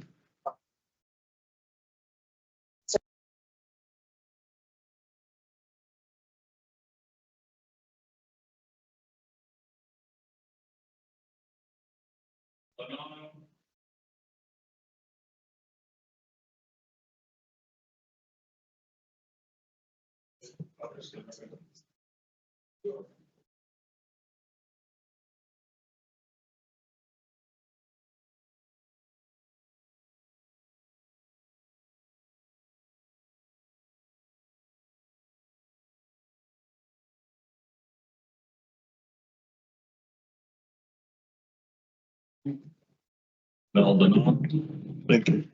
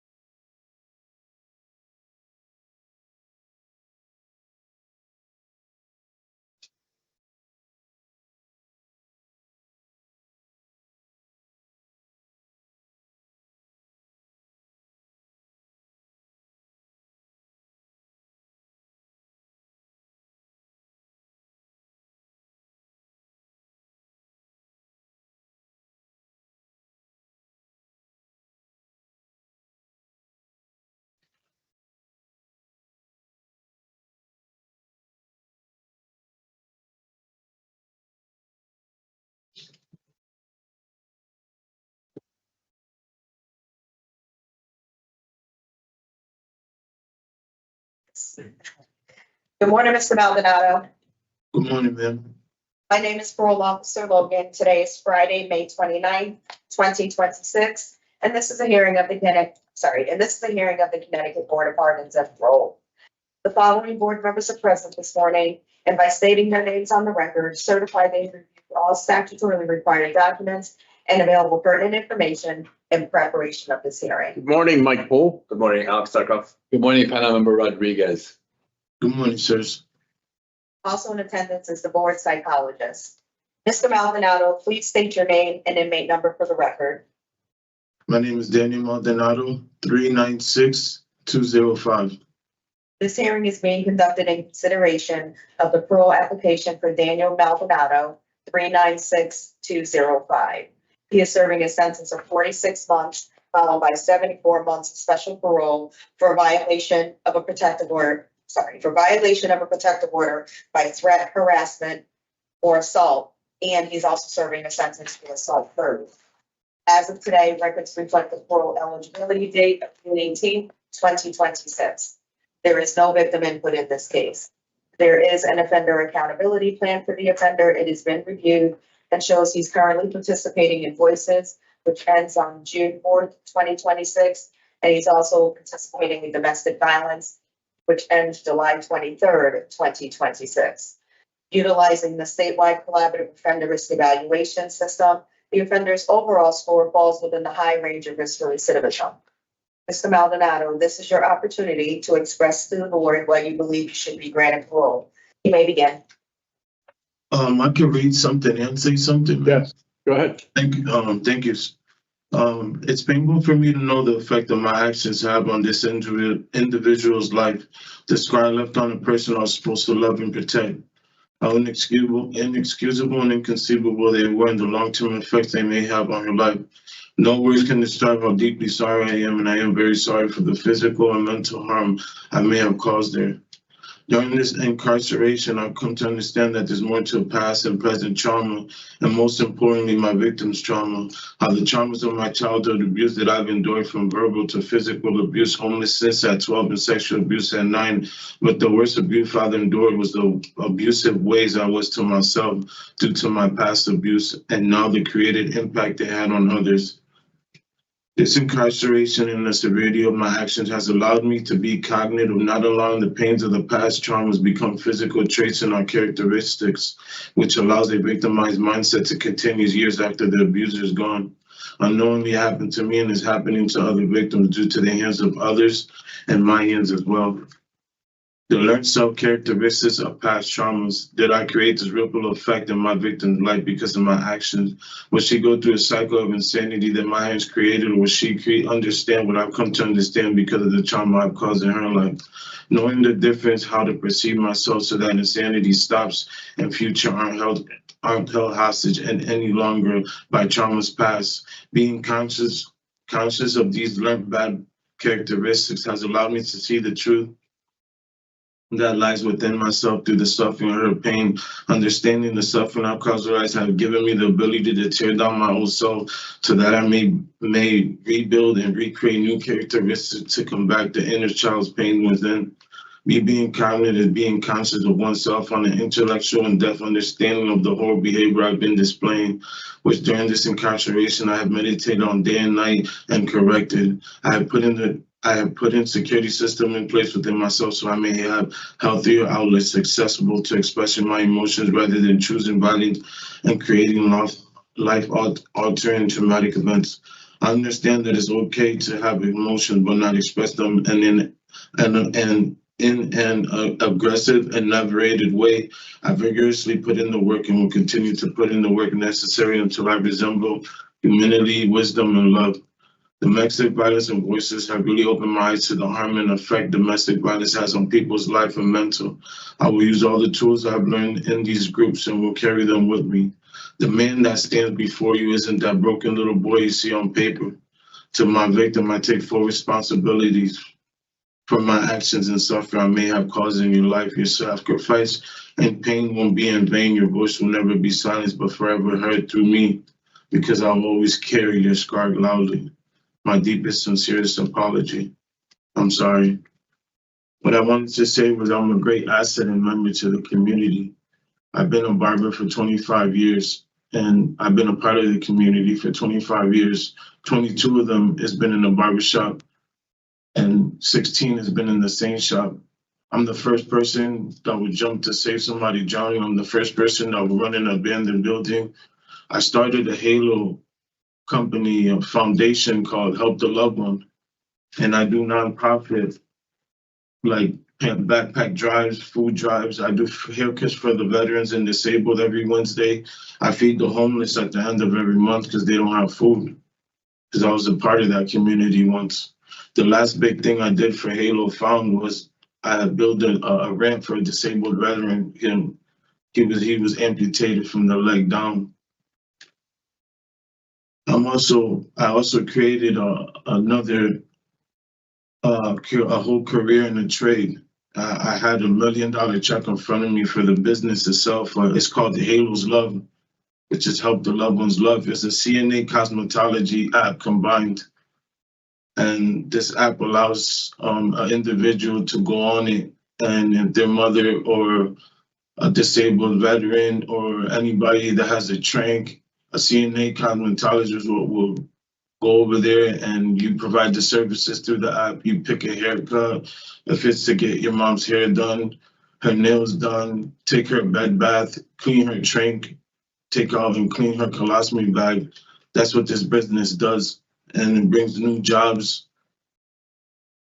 It brings new jobs and it helps the shortage of CNAs and cosmetologists out there, and helps the veterans and the disabled people that they need the most love. And I also want to bring a barbershop apprenticeship program to the jails to help inmates better their chances in the streets and in the world, and use the Pell Grant to allow that to have a better, stable foundation going on. I've worked hard in here to fix and correct all the behaviors and to be able to say in front of you that I have changed. And if I get the opportunity, I'm gonna continue to build and go back to what I used to know and go get my app done so I could help change the world and help stitch it back together as much as possible and bring love and wisdom and everything I can to the people out there. Thank you. Thank you, Mr. Maldonado. So we've read about your background, we've read about what happened, your incarceration, Yes, what sir. you've done since you've been inside, your interview with the parole officer, and based upon that, we have some questions Yes, that sir. we're going to take turns and ask, and then we're going to talk about your case and give you a decision, okay? Yes, sir. So we're going to start the questions this morning with Board Member Sarkov. Thank you, Mr. Chair.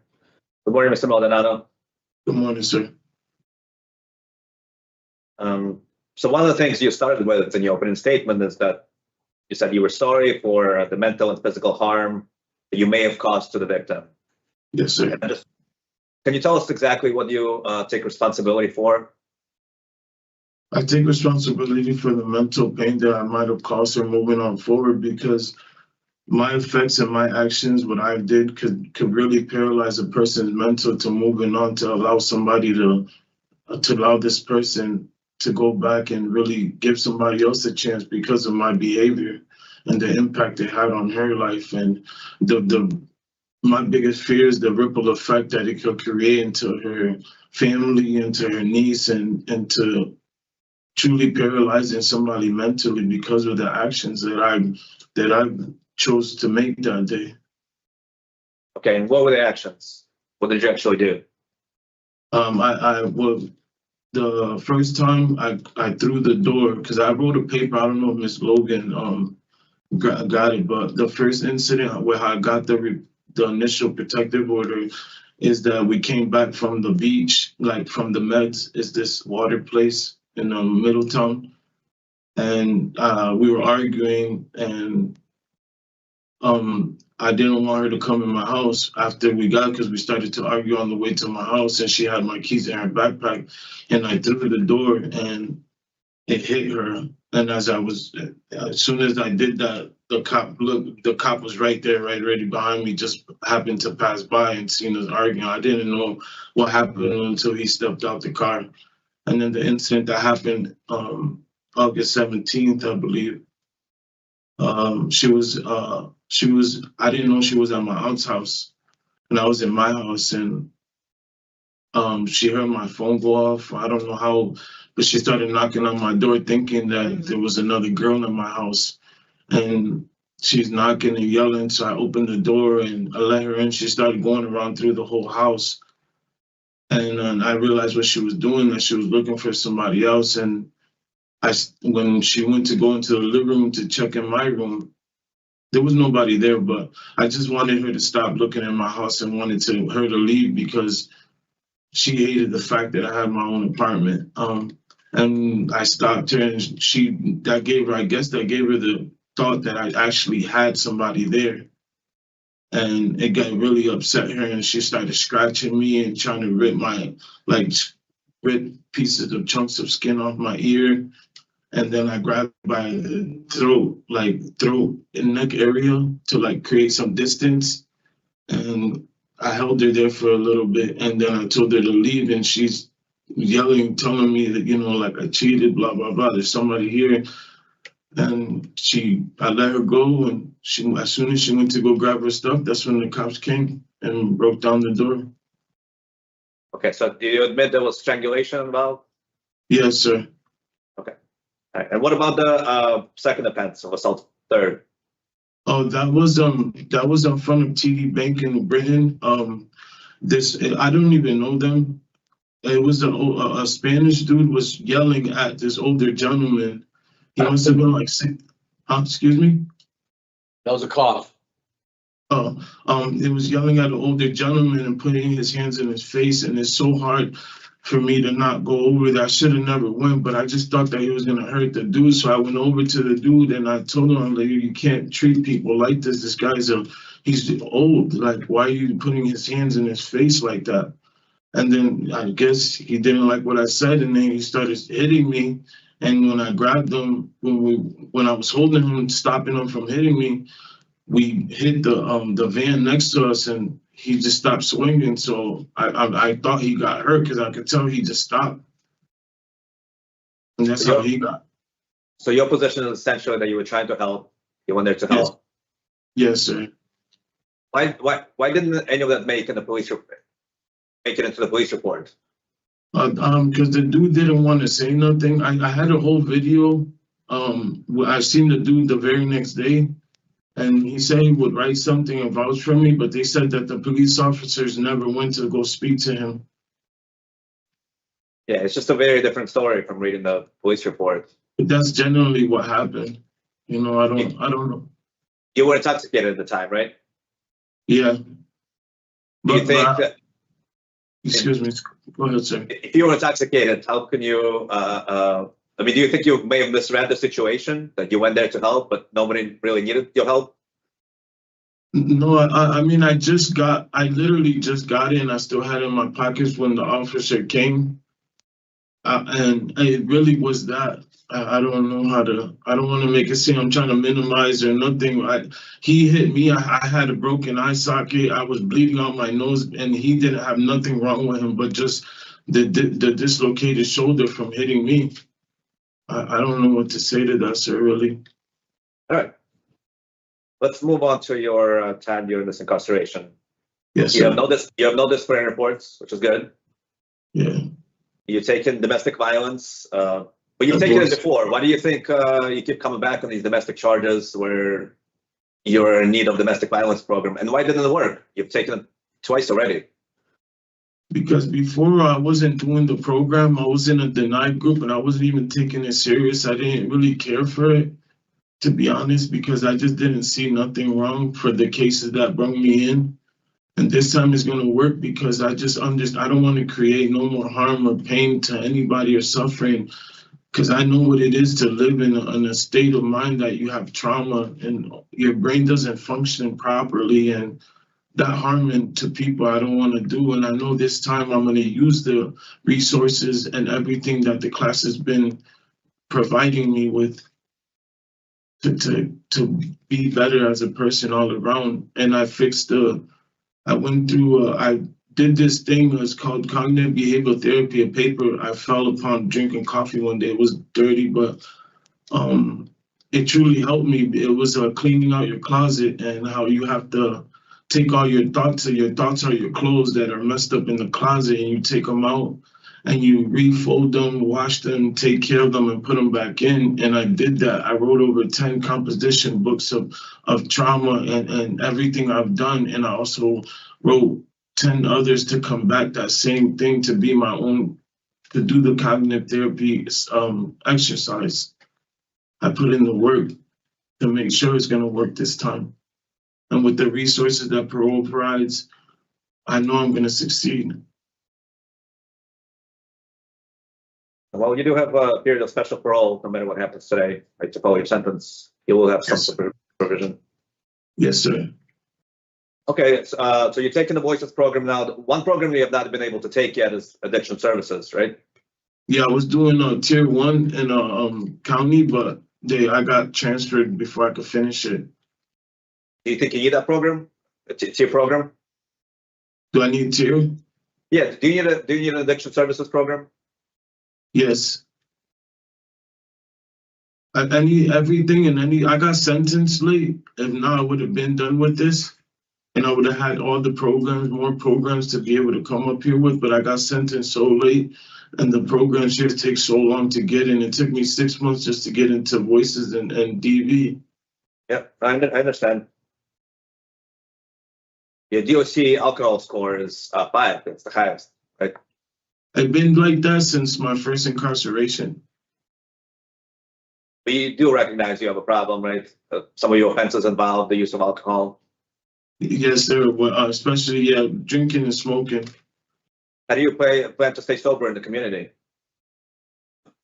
Get an outreach, a sponsor, get a coach that can help me, and somebody I can have to always call and have there. My dad is back in my life, and a lot of the people in my family's back in my life, my kids. But I have better outlets. I have a great community, because being a barber in the same spot for years, you build such a strong bond with people, and they always tell me, like, you ever need anything, you could just call. And I'm just something that I just don't genuinely want to do at all. It's not in me anymore. The behavior, all of it, I'm so exhausted by. It's not an option no more at all.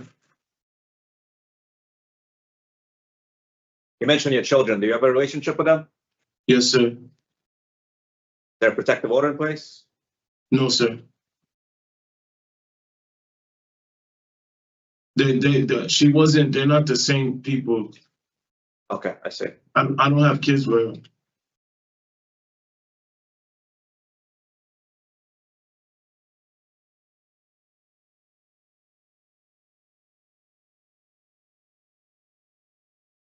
In terms of employment, you want to go back to become to be a barber, right? That's your profession.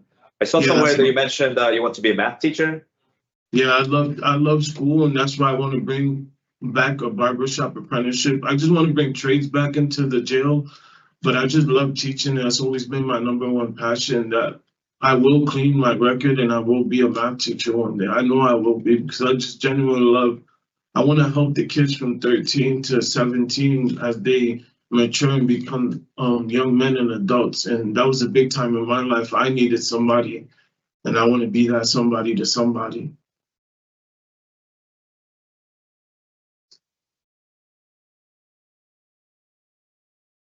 Yeah, I think that's all I have. Thank you for answering my questions. Thank you, Mr. Chair. Board Member Rodriguez. Thank you, sir. Yeah. Mr. Maldonado, when did you have this change of all this love and all this other stuff? Well, that's I've always been like that. I had a disconnection. What the biggest problem with me was I had a disconnection between mind, body, and soul. My mind was lost and in pain. My soul was broken, and my body was trying to navigate something that it wasn't able to carry, because it was like a selfless driving car that was just going to crash into everything. And it's always been who I am, but I just didn't know how broken and destroyed I was from the inside out, and I didn't know how to genuinely. I'm sorry. You know, sir, it's such a contradiction from your history. Yeah, I know, sir. I worked hard, and I just don't want this cycle anymore.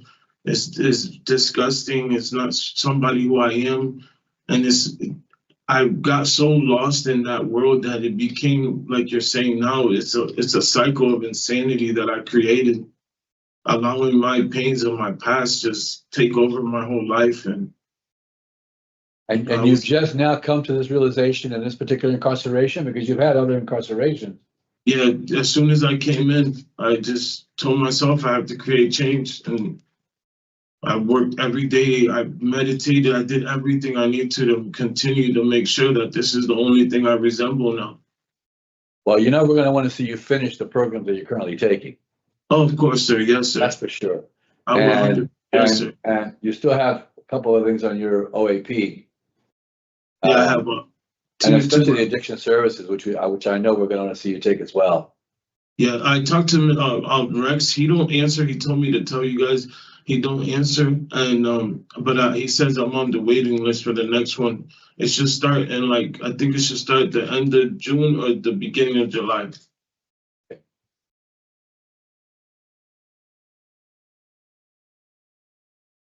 And I'm also waiting for AVP and New Thoughts and People Empowering People. I think those programs will all be very, very good for you.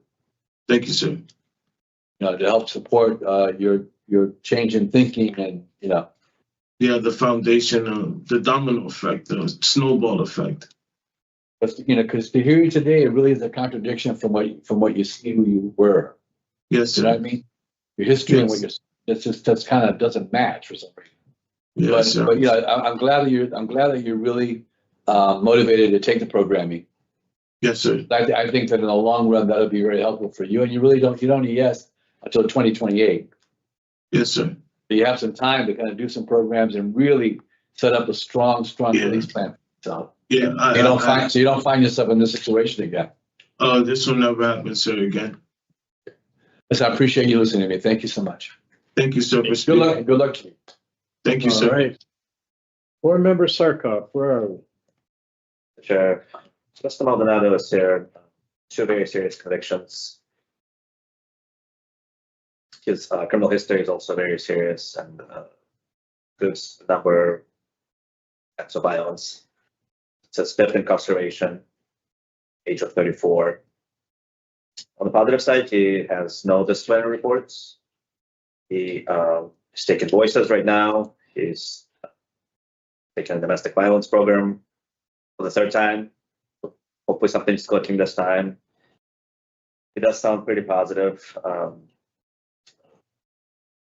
I'm going to be denial today just because his criminal history and nature of these offenses, but also the fact that he has not been able to take an addiction services program with an alcohol and DOC alcohol score of 5. And, just give us a minute. Clearly, Yeah. alcohol played a big part in committing the offenses. So certainly denial today. No thoughts of Marie here? I'm in denial today too as well, but I might be willing to give him an opportunity to take some additional breaks. He's got until 2028, not almost a year and a half, it's 18 months. I'm willing to discuss it right here. It would have to be, extra period of time. Oh, yeah. For me too, it would be. So he may need tier 4, if he does that. We're looking at the March 28, well, at least a year.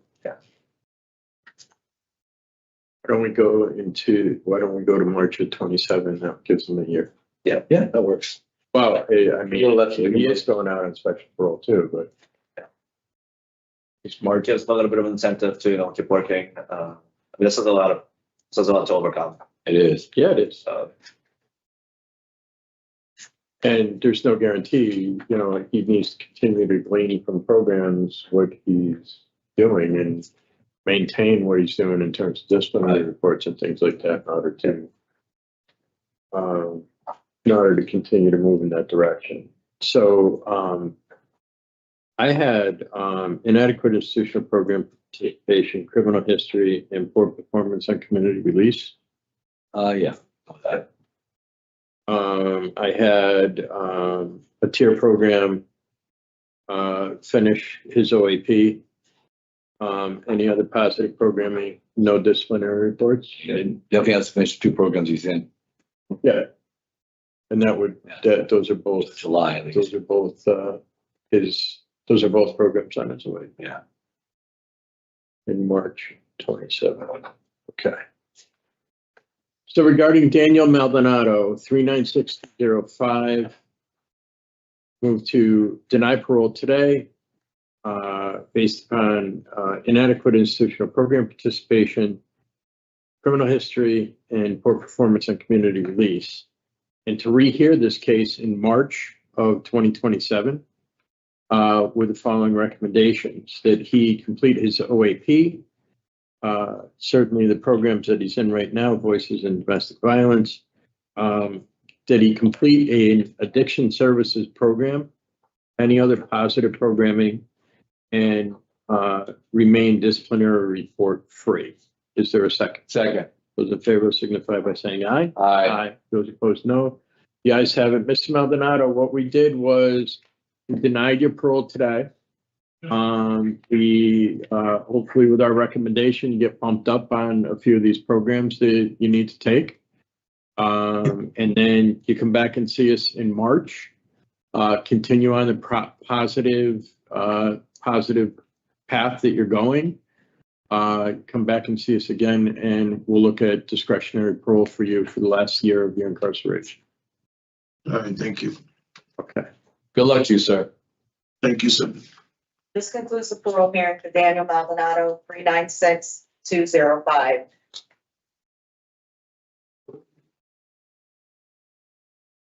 Stand by the slide of the opening look.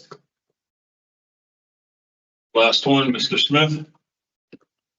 Thank you, Can you stand by as well? Who do we have? Mr. Sure. Smith. So Oh, we got. you want to let him know because we're going to go into Yeah, executive session. Yes.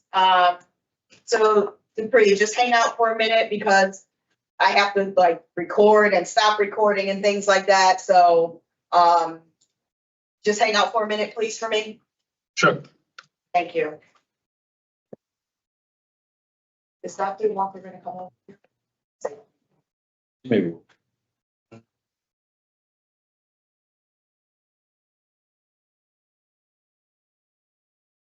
Is she done or what?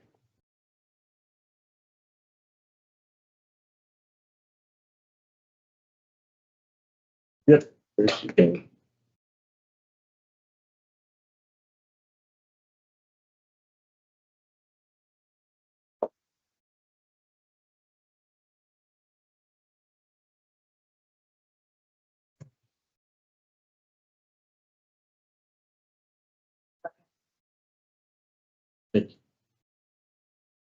Good morning, Mr. Smith. Good morning, panel. My name is Parole Officer Logan, and today is May 29th, 2026. This is the jurisprudence hearing of the Connecticut Board of Pardons and Paroles. Present this morning are Chairperson Mike Cole and Board Member Sarkov and Board Member Rodriguez. Please state your name and inmate number for the record. Anthony Smith, 231460. Thank you. This hearing is being conducted with Anthony Smith, inmate number 231460, because the board has received information regarding past conduct which may require participation in a behavioral management program for problem sexual behavior. Because the history we are going to discuss involves confidential information, I move that we go into executive session. Is there a second? Second. All those in favor signify by saying aye. Aye. Those opposed, no. The ayes have it. The board will now go into executive session and we'll be back on the record shortly. Officer, if I could just get your help, I'm gonna hang up this call and send you a new pop-up. If you can press accept when that shows up on the tablet. Okay. Thank you.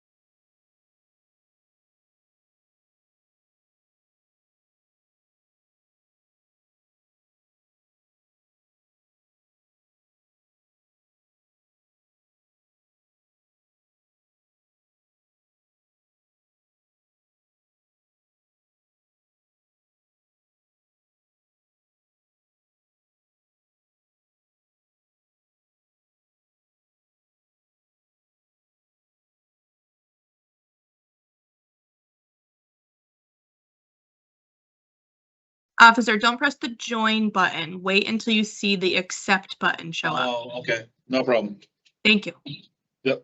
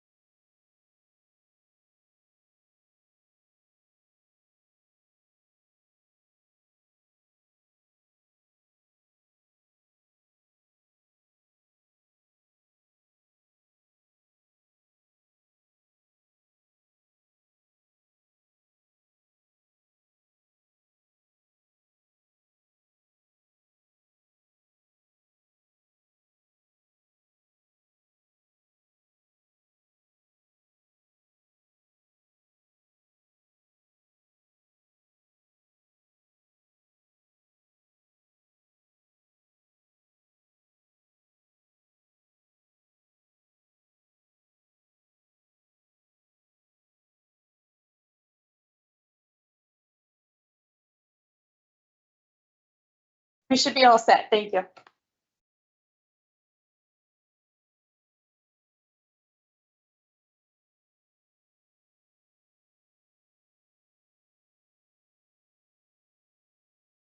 Okay. We are now back on the record in the matter of Anthony Smith, 231-460. I move that the board require an assessment of problem sexual behavior prior to scheduling a discretionary parole hearing. Is there a second? Second. All in favor? Aye. All opposed? The Mr. Smith, after reviewing all of the information available and hearing your testimony today, the board has determined that an evaluation for treatment for problem sexual behavior will be required prior to the scheduling of your discretionary parole hearing. At that hearing, the board may decide to require your participation in problem sexual behavior treatment and compliance with any related clinical recommendations regarding that treatment as a condition of your release. You may also be assigned a special management unit for supervision. Once the evaluation and all other statutory required documents have been made available to the board for review, your discretionary parole hearing will be scheduled. Now that will come up somewhere around your parole eligibility date. Okay? Right. Thank you very much. No This problem. concludes the jurisprudence hearing for Anthony Smith, inmate number 231-460. You're all set, Mr. Smith. You'll get your paperwork in the mail. All right, thank you.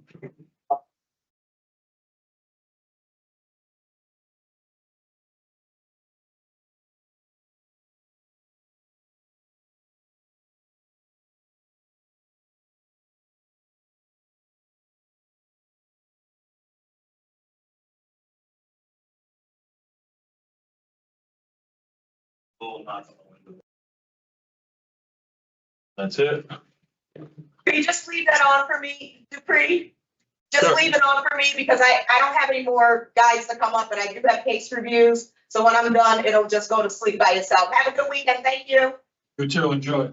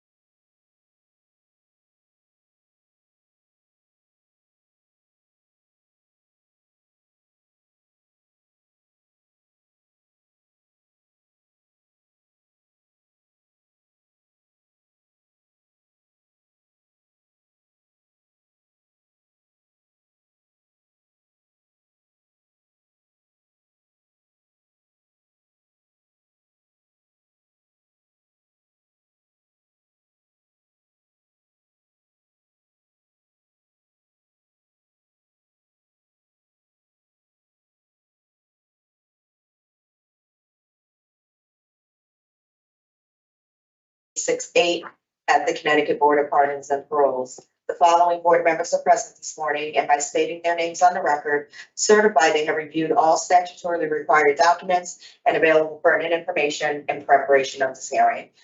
Spike Pole. Alex Startup. Member Rodriguez. Also in attendance is the board's psychologist. Mr. Dominich is serving 16 years followed by 10 years special parole for attempt to commit sexual assault first.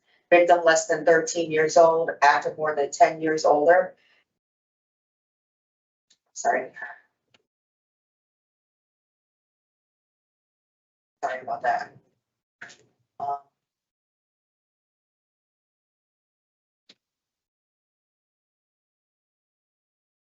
2 years older. 2 years older.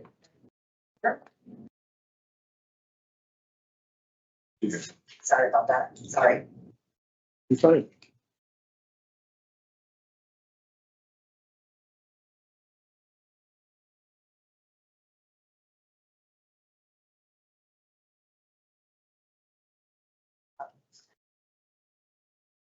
I don't know why I wrote it like I had two.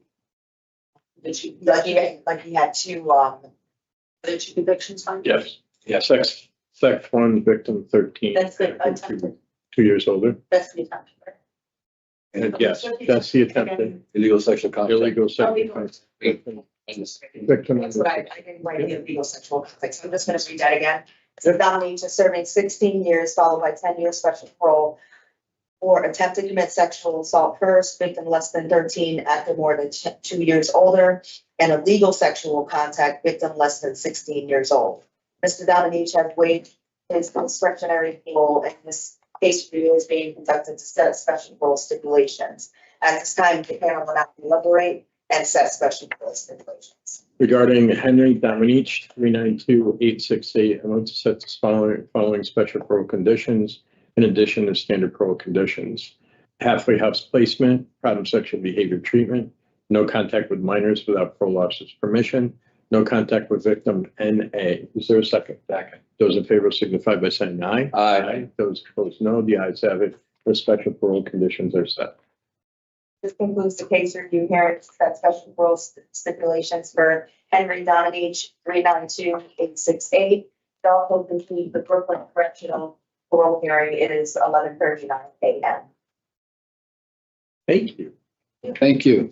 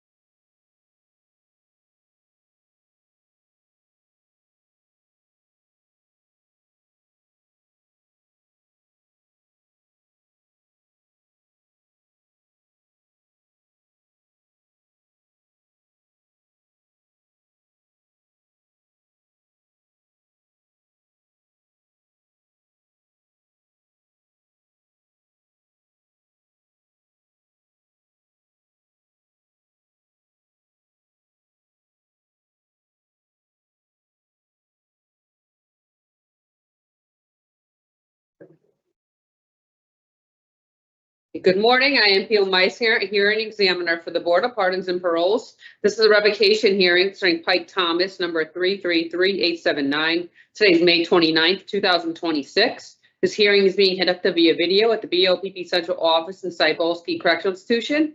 This is a public hearing, and public access to this hearing is available via video live stream. Please state your full name and DOC inmate number for the record.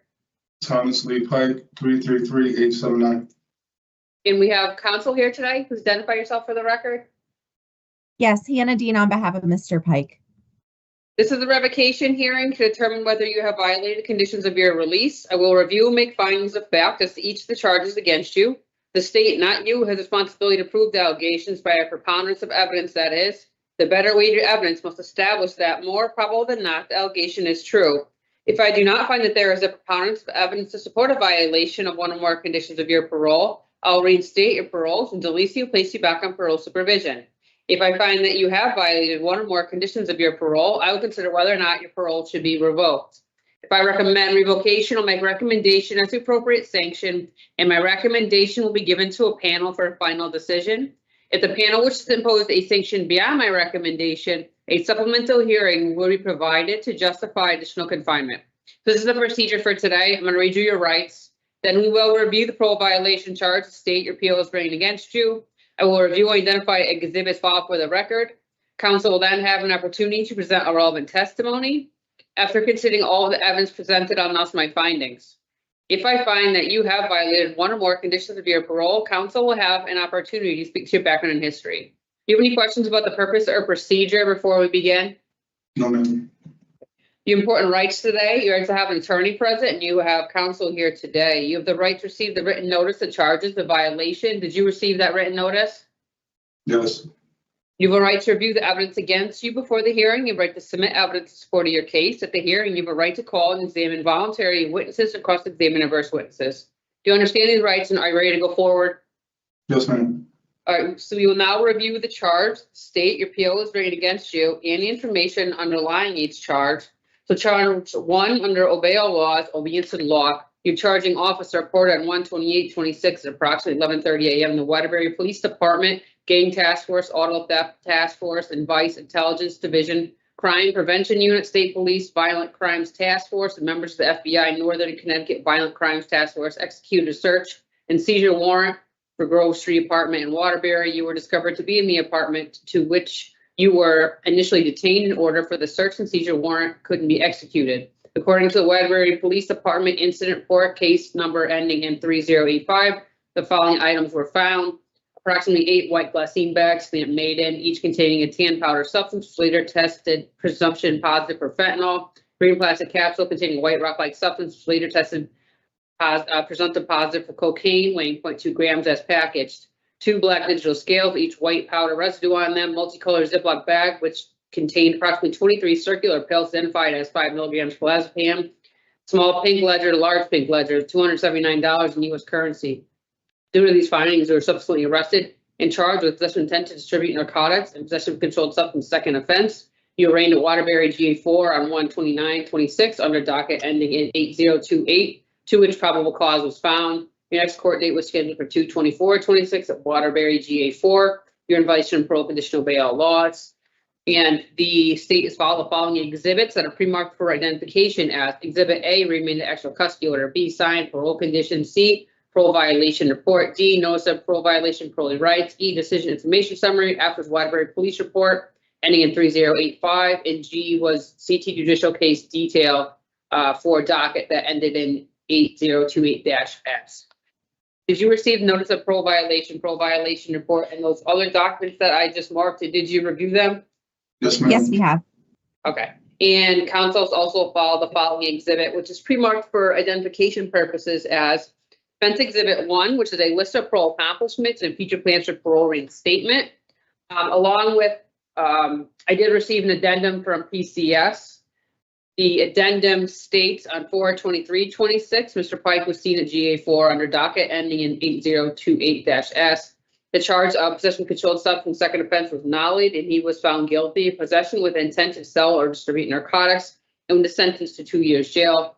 Current US date is 4/21/28, and that is still the correct date at this time. So do you need to continue this hearing to obtain any additional evidence? We do not. Thank you. Okay, we have no witnesses. So at this time, it'll be defense's opportunity. If you'd like to present evidence and speak to any of the evidence submitted at this time, you may. Yes, just very briefly, as to the charges, I will note that the addendum, as stated, was accurate. The matter was resolved in court with a plea to the 1 count of possession with intent. All remaining charges were nollied. And at the appropriate time, we would like to speak to my client's background. Thank you. Thank you. And I will note that the PED date on this new sentence is 4/21/27 as of today. So what I'm going to do next is I'm going to announce my findings in regards to that charge.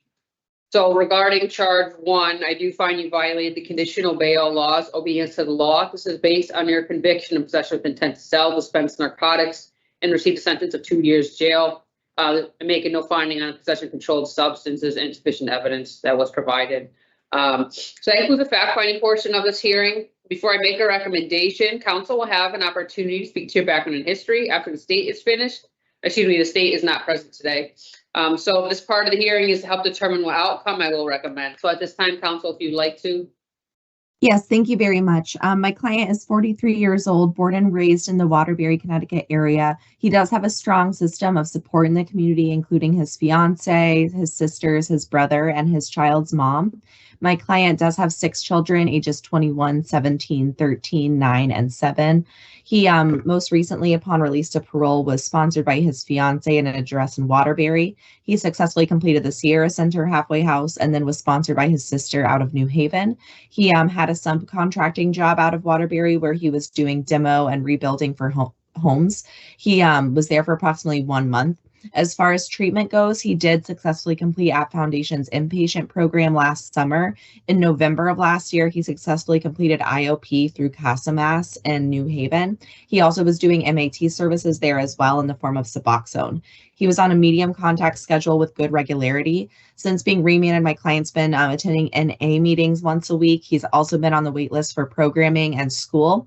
I checked in his DIS, and it appears that it's been about 20 years since he has had a DR and DOC custody, so he does do very well, doesn't get in trouble. Upon reinstatement of parole supervision, my client would like to be sponsored by his fiance at the provided address in Waterbury. He hopes to get his GED and enroll in a trade school for carpentry. He's also hoping to get certified in OSHA. He is open to any sort of opportunities in the community while he learns about the carpentry trade. He's also open to any sort of treatment being recommended, including reestablishing IOP services and then stepping down. I am asking that you would consider releasing my client on that MOA date of 4/21/27. He has been in since January of this year.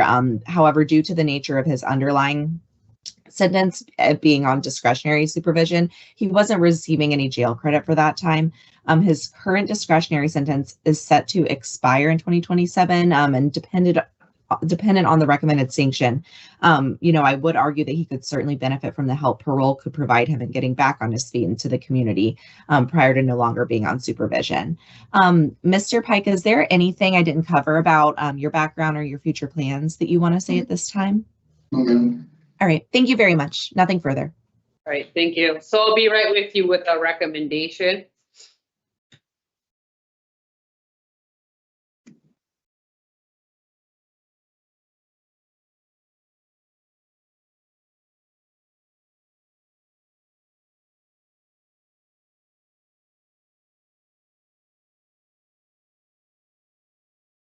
Were you residing at this residence that you're, that you'd like to go to? Were you there prior? This new one, no, ma'am, we're at a different address. Okay.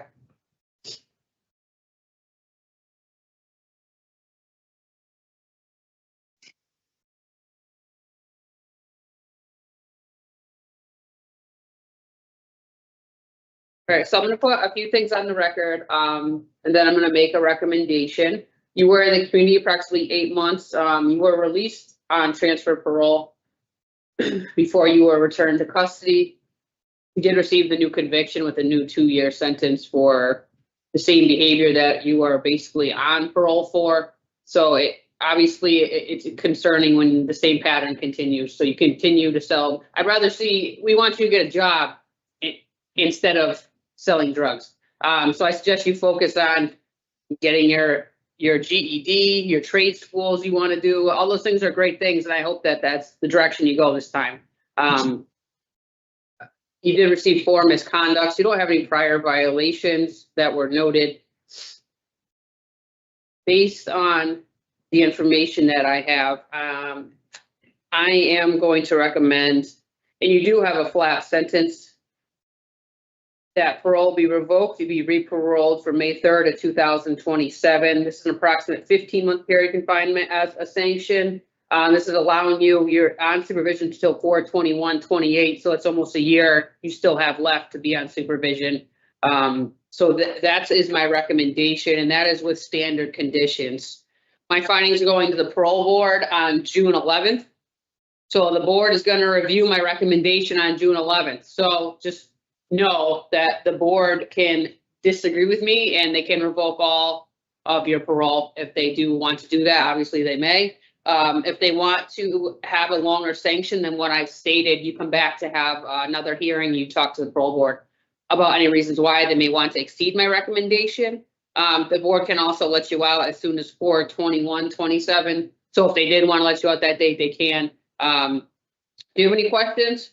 No, ma'am. All right, you're gonna get this in writing about a week after today, after the date of June 11th. So after the board here's your case, you're gonna get it in the mail. You'll get the disposition that's gonna say your conditions, and if you have a re-parole date, it'll have that information on it for you. All right, thank you. Okay, so you're all set for today, sir. I wish you the best of luck. Thank you, ma'am. Thank you. Have a good day. Thank you. Have a great day. Take care. Thank you.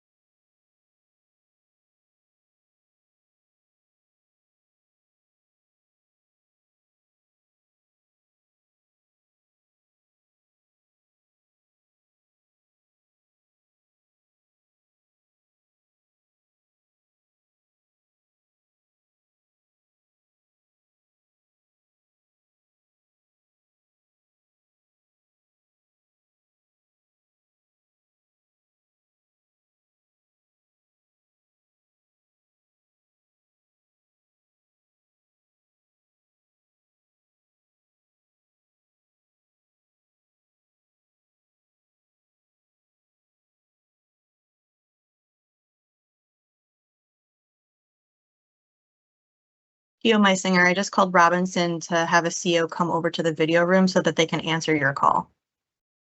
All right, thank you. I haven't been able to get hold of them. Morning, Attorney Jones. Good morning.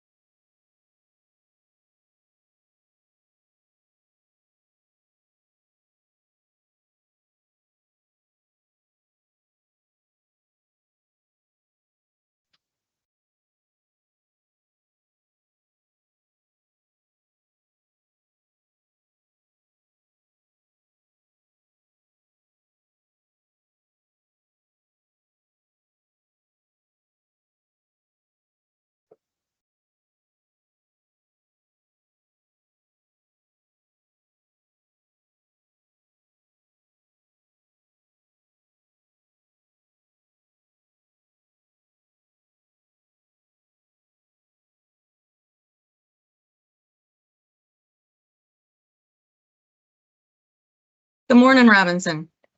Morning, ma'am. Be right over.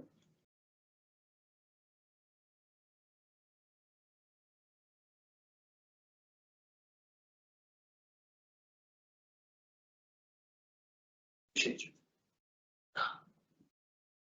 morning, Mr. Simpson. Good morning. Morning. We're going to get started with your revocation hearing, okay? All right. Good morning. I am P.O. Meisinger, hearing examiner for the Board of Pardons and Paroles. This is a revocation hearing concerning Simpson John, number 437648. Today is May 29th, 2026. This hearing is being conducted via video at the BOPP Central Office in Carl Robinson Correctional Institution. This is a public hearing, and public access to the hearing is available via video live stream. Can you please state your full name and DOC inmate number for the record? John Simpson, 437648.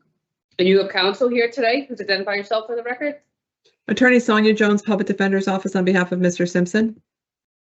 This is a revocation hearing to determine whether you have violated conditions of your release. I will review and make findings of fact as to each of the charges against you. The state, not you, has the responsibility to prove the allegations by a preponderance of evidence. That is, the better or weightier evidence must establish that more probable than not the allegation is true. If I do not find that there is a preponderance of evidence to support a violation of one or more conditions of your parole, I'll reinstate your parole, which is the least and place you back on parole supervision. If I find that you have violated one or more conditions of your parole, I will consider whether or not your parole should be revoked. If I recommend revocation, I'll make a recommendation as to appropriate sanction, and my recommendation will be given to a panel for a final decision. If the panel wishes to impose a sanction beyond my recommendation, a supplemental hearing would be provided to justify additional confinement. So this is the procedure for today. I'm going to read you your rights. Then we will review the parole violation charge, state your PO is bringing against you. I will review and identify exhibits filed for the record. Counsel will then have an opportunity to present a relevant testimony. After considering all the evidence presented, I'll announce my findings. If I find that you have violated one or more conditions of your parole, counsel will have an opportunity to speak to your background and history. Do you have any questions about the purpose of procedure before we begin? No, ma'am. Okay, important rights today. The right to have an attorney present. You have counsel here. You have a right to receive the written notice of charges of violation. Did you receive the written notice? Yes. Okay. You have a right to review the evidence against you before the hearing. You have a right to submit evidence in support of your case at the hearing. You have a right to call and examine voluntary witnesses to cross-examine adverse witnesses. Do you understand these rights and are you ready to go forward? Yes. So we will now review the charge, state your PO is bringing against you, and the information underlying each charge. Charge 1 under obey all laws, obedience to the law. Your charging officer reported on 2/4/26. You were operating a motor vehicle on I-84, hit a tractor trailer twice. You were asked by the police if you were driving a motor vehicle and you denied driving the vehicle. Police detected an odor of alcohol in your breath and you denied drinking any alcohol. Based on the investigation and observations of the police officers, you were placed under arrest. You were asked to perform a standardized field sobriety test and you refused to. You finally admitted to the police that you consumed an alcoholic beverage at dinner. You were arrested and charged with operating under the influence of alcohol, reckless driving, failure to maintain a lane, and interfering with an officer. Subsequently, you're in violation of parole condition 2, obey all laws. And the state has followed the following exhibits that are pre-marked for identification as Exhibit A, parole conditions, B, remand actual custody, C, notice of parole violation, D, parole violation report, and E, the state of Connecticut police report. Did you receive notice of parole violation report, and those other documents that I marked? Did you review them? Yes. And council's follow the following exhibit that is pre-marked for identification, Defense Exhibit 1, which is a list of parole accomplishments and future plans for parole reinstatement, and Defense Exhibit 2, which is a letter of employment. Do you need to continue this hearing to obtain any additional evidence? No. Okay, we have no witnesses. I did receive the addendum from PCS. The addendum states that on 5/5/26, Parole John Simpson appeared in GA 15 New Britain under docket ending in 6679-S and docket 897-6-S. For the charge of interfering with an officer, it was nollied. For the charge of failure to drive in proper lane is nollied. Charge of OUI first offense was also nollied. For the charge of reckless driving, he's found guilty and given 30 days jail, execution suspended, and 1 year conditional discharge. So now it is defense's opportunity, if they'd like to call any witnesses, present evidence, to speak to any of the evidence submitted you made at this time. Thank you. In regards to charge 1, obedience to the law, we would submit there's insufficient evidence to support a finding on the charge of operating under the influence, as my client's blood alcohol level in that regard was 0.0128%, and the statute requires that it be above 0.08 in order to be charged with operating under the influence. Also, in regards to failure to maintain a proper lane, we would also submit that there be a no finding, as that's an infraction. Nothing further as to the charges. Thank you.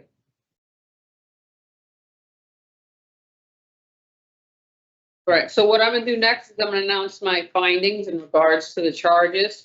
So in regards to that charge 1, I do find that you violated the conditional bail laws, obedience to the law, based on your conviction of reckless driving and received a sentence of 30 days jail, execution suspended, 1 year conditional discharge, with all other charges nollied. I do make a no findings on the interfering with in operating under the influence, as well as failure to maintain as it is an infraction. So that includes the fact-finding portion of the hearing. Before I make a recommendation, council will have an opportunity to speak to your background and history. This purpose part of the hearing is to help determine what outcome I will recommend. So if you would like to at this time. Yes, thank you. My client is 25 years of age. He's single. He has no children. He does receive his primary support in the community by way of his mother, grandmother, aunt, siblings, as well as his significant other. He was in the community for approximately 4 months, having been first released to parole supervision on October 24th of 2025. This is his first violation of his parole. He was sponsored in the community by his girlfriend at her residence in Bristol, and he remained there up until the time of remand.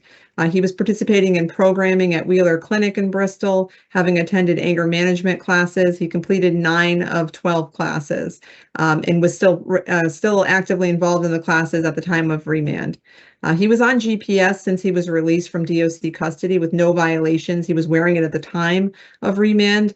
And unfortunately, what led to the incident was that he was in a rush to keep up with his curfew, his GPS curfew, and unfortunately was involved in this motor vehicle accident. During the time period that he's been within the Department of Corrections, he reports volunteering as a tier man. When he's reinstated to parole, he would like to re-sponsor to his girlfriend Alyssa McCoy's residence. Again, that information is contained within Defense Exhibit 1. By way of education, he'd like to obtain his GED as well as explore opportunities to obtain his CDL. He is open to all treatment recommendations. He does have employment lined up as noted by Defense Exhibit 2, but he is also open to all employment opportunities. We would be asking, based on the length of time that he has now been incarcerated, he's been incarcerated since February 5th, that he be re-paroled at the next available date. Thank you. Thank you. So I'll be right with you with a recommendation.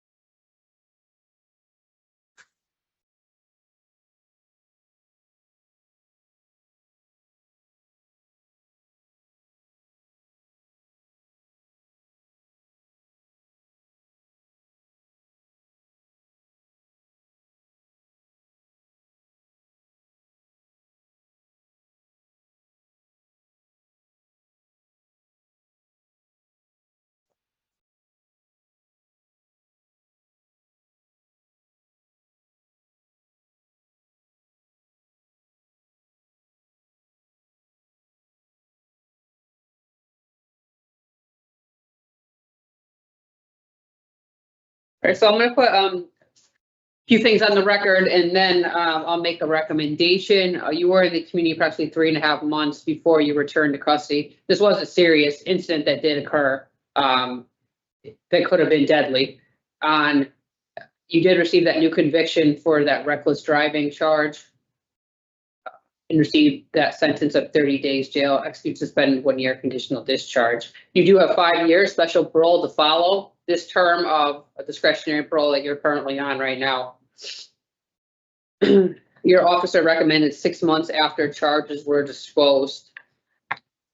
So after listening to testimony today from counsel, as well as reviewing all the documents that I've received, I am going to make a recommendation that parole be revoked, need be reparoled for July 6th of 2026, which is an approximate 5-month period confinement as a sanction. I also recommend the following parole conditions: behavior management program for anger management, no consumption of alcoholic beverages, and operation of a motor vehicle. My findings go into the parole board on June 11th. You will receive an official written decision from the board about a week after June 11th.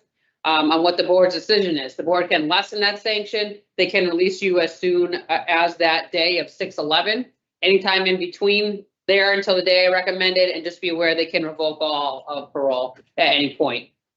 So if they do want a longer sanction than what I've stated, you'd come back for a supplemental hearing and the board would talk to you about any reasons why they may want to exceed my recommendation.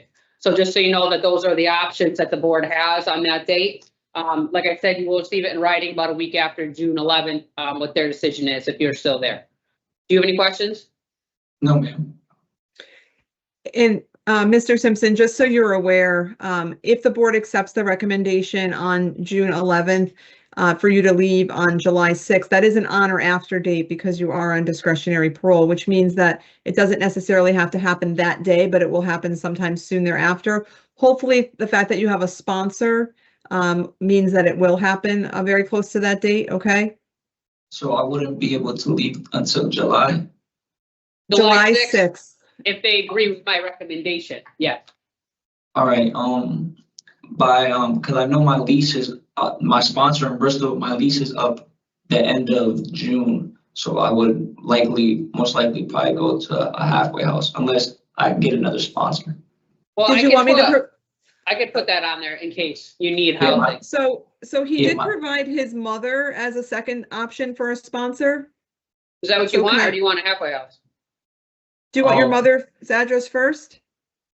Yeah, if my lease is up by July, then yeah, that's fine. You want your mother? Yes. Okay, so his mother's name is Yareliz, Yareliz Alejandro.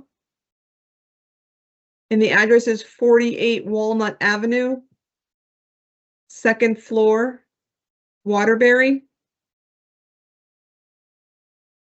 And then a third option would be a halfway house in Waterbury. How do you spell the first name again? Y-A-R? Yes, Yareliz. Alejandro? Yes, Alejandro.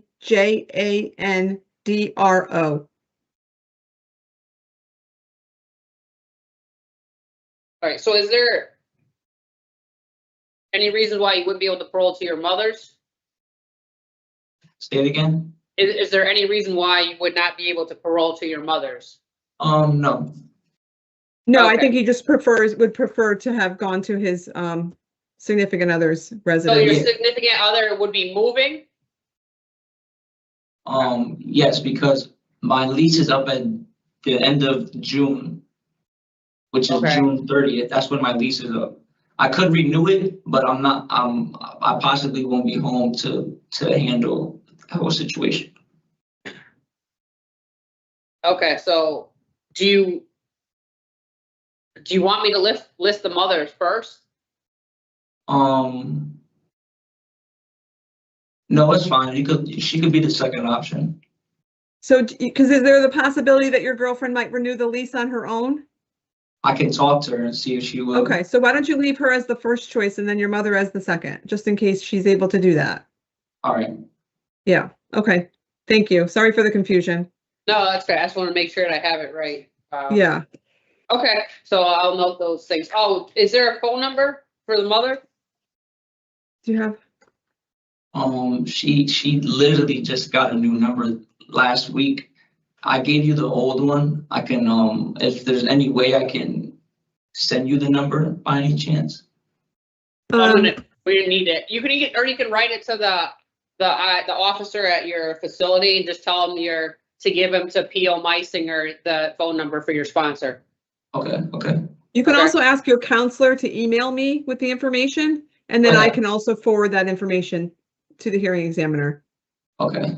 Okay, you just need to get that done. Probably try to get that done within the next week, okay? All right. Yeah. Okay. All right, And, you're all set, sir. You have another question? No, and just for, that, my mother's address, is it 46 or 48? You told me 48. All right, so that's my mistake. It's 46. Okay, it's 46. All right. Thank you, guys. You're all set. You're Good luck. welcome. Good luck.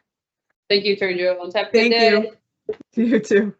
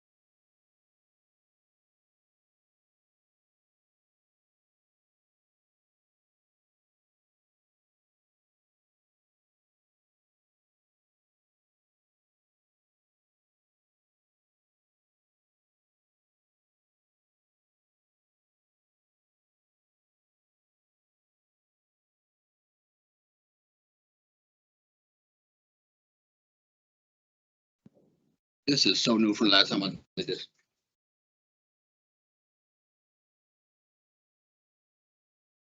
Good morning. Good morning. Is Mr. Smith there? Mr. Smith? Yes. No, I'm Christopher French. No, Smith is the other kid, correct? Smith is the other one going? Is there both down or is there only, are you the only one there? Where's the, can you get me the officer, please? Yeah, give me a second. We're gonna switch them out. We had them in 2 different rooms. Okay, thank you. Give me 1 second, man. Friends, we're gonna see you right after Smith. Thank you very much, miss. We're gonna see him right after, so I'm gonna have him sit in the back. Yeah, they just. No, I have to see both of them, but I need to see Smith first. Okay. Smith first. Yeah.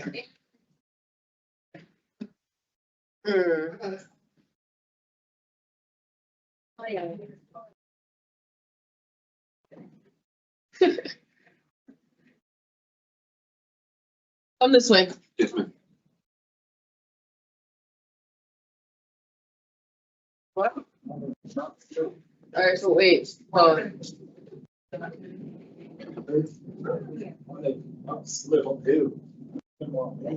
where the right one. What's the other person they gonna see?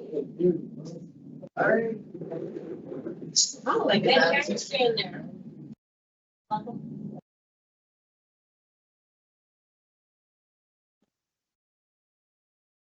Oh, that's because you have the kids on me.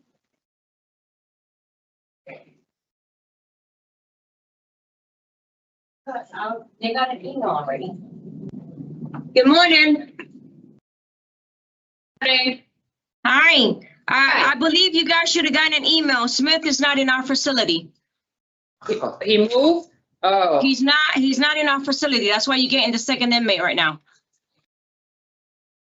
Okay, let me, Wait, yes, when he was moved, I just spoke to him 3 days ago on the 26th. did he move in the last, like yesterday? I believe he transferred out yesterday. Yeah, Oh I my spoke to him God. on the 26th. Do you don't know, you don't have a facility noted there where he went? By any chance?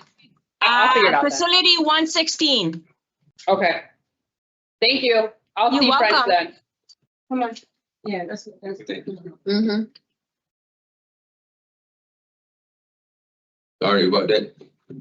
Sorry, I'll be right with you, sir. Yes, ma'am.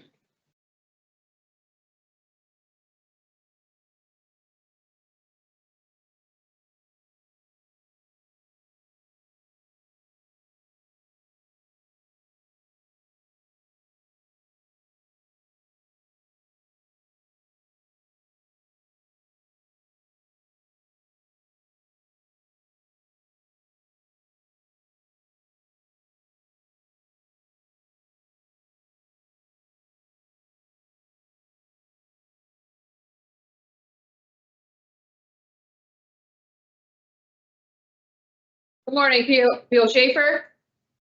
Can you hear me okay? Yeah. Perfect. All right, so we're all here. So we'll get started with your revocation hearing. Yes, ma'am.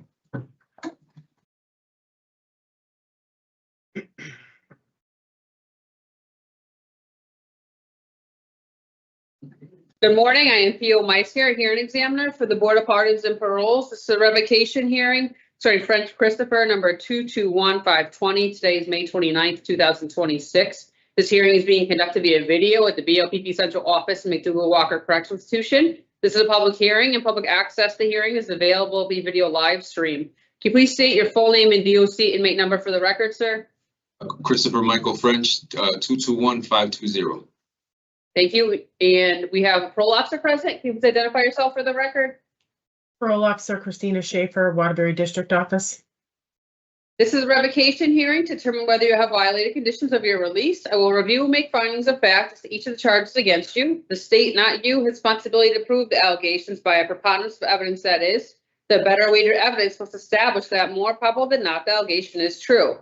If I do not find that there is a preponderance of evidence to support a violation of one or more conditions of your parole, I'll reinstate your parole, which is release you and place you back on parole supervision. If I find that you have violated one or more conditions of your parole, I will consider whether or not your parole should be revoked. If I recommend revocation, I'll make a recommendation as to appropriate sanction, and my recommendation will be given to a panel for a final decision. If the panel wishes to impose a sanction beyond my recommendation, a supplemental hearing will be provided to justify additional confinement. So this is the procedure for today. I'm going to read you your rights. Then we will review the parole violation charge, state your PO is bringing against you. I will review and identify exhibits filed for the record. The state will then have an opportunity to present a relevant testimony. After the state is finished, you will have the same opportunity. After considering all the evidence presented, I'll announce my findings. If I find that you have violated one or more conditions of your parole, the state will have an opportunity to speak to your background and history. After the state is finished, you will have the same opportunity. Do you have any questions about the purpose or procedure before we begin? I do not, ma'am. Okay, the important right today, the right to have an attorney present. Would you like to continue without counsel today? Yes, ma'am. You have a right to see the written notice of charges of violation. Did you receive the written notice? I did, ma'am. You have a right to review the evidence against you before the hearing. You have a right to submit evidence in support of your case at the hearing. You have a right to call and examine voluntary witnesses and cross-examine adverse witnesses. Do you understand these rights and are you ready to go forward? I do, ma'am. Okay, so we will now review the charge, the state your PO is bringing against you, and information underlying each charge. So PO Schaefer, please read the charges. Charge 1, under reporting, you were scheduled to report to parole at 8:30 on 10/29/25 so that you could be transported to the App Foundation for inpatient substance abuse treatment. You were made aware of this via telephone call and then a follow-up text message. You failed to report as instructed. This is a violation of your conditions of parole number 1 release directions.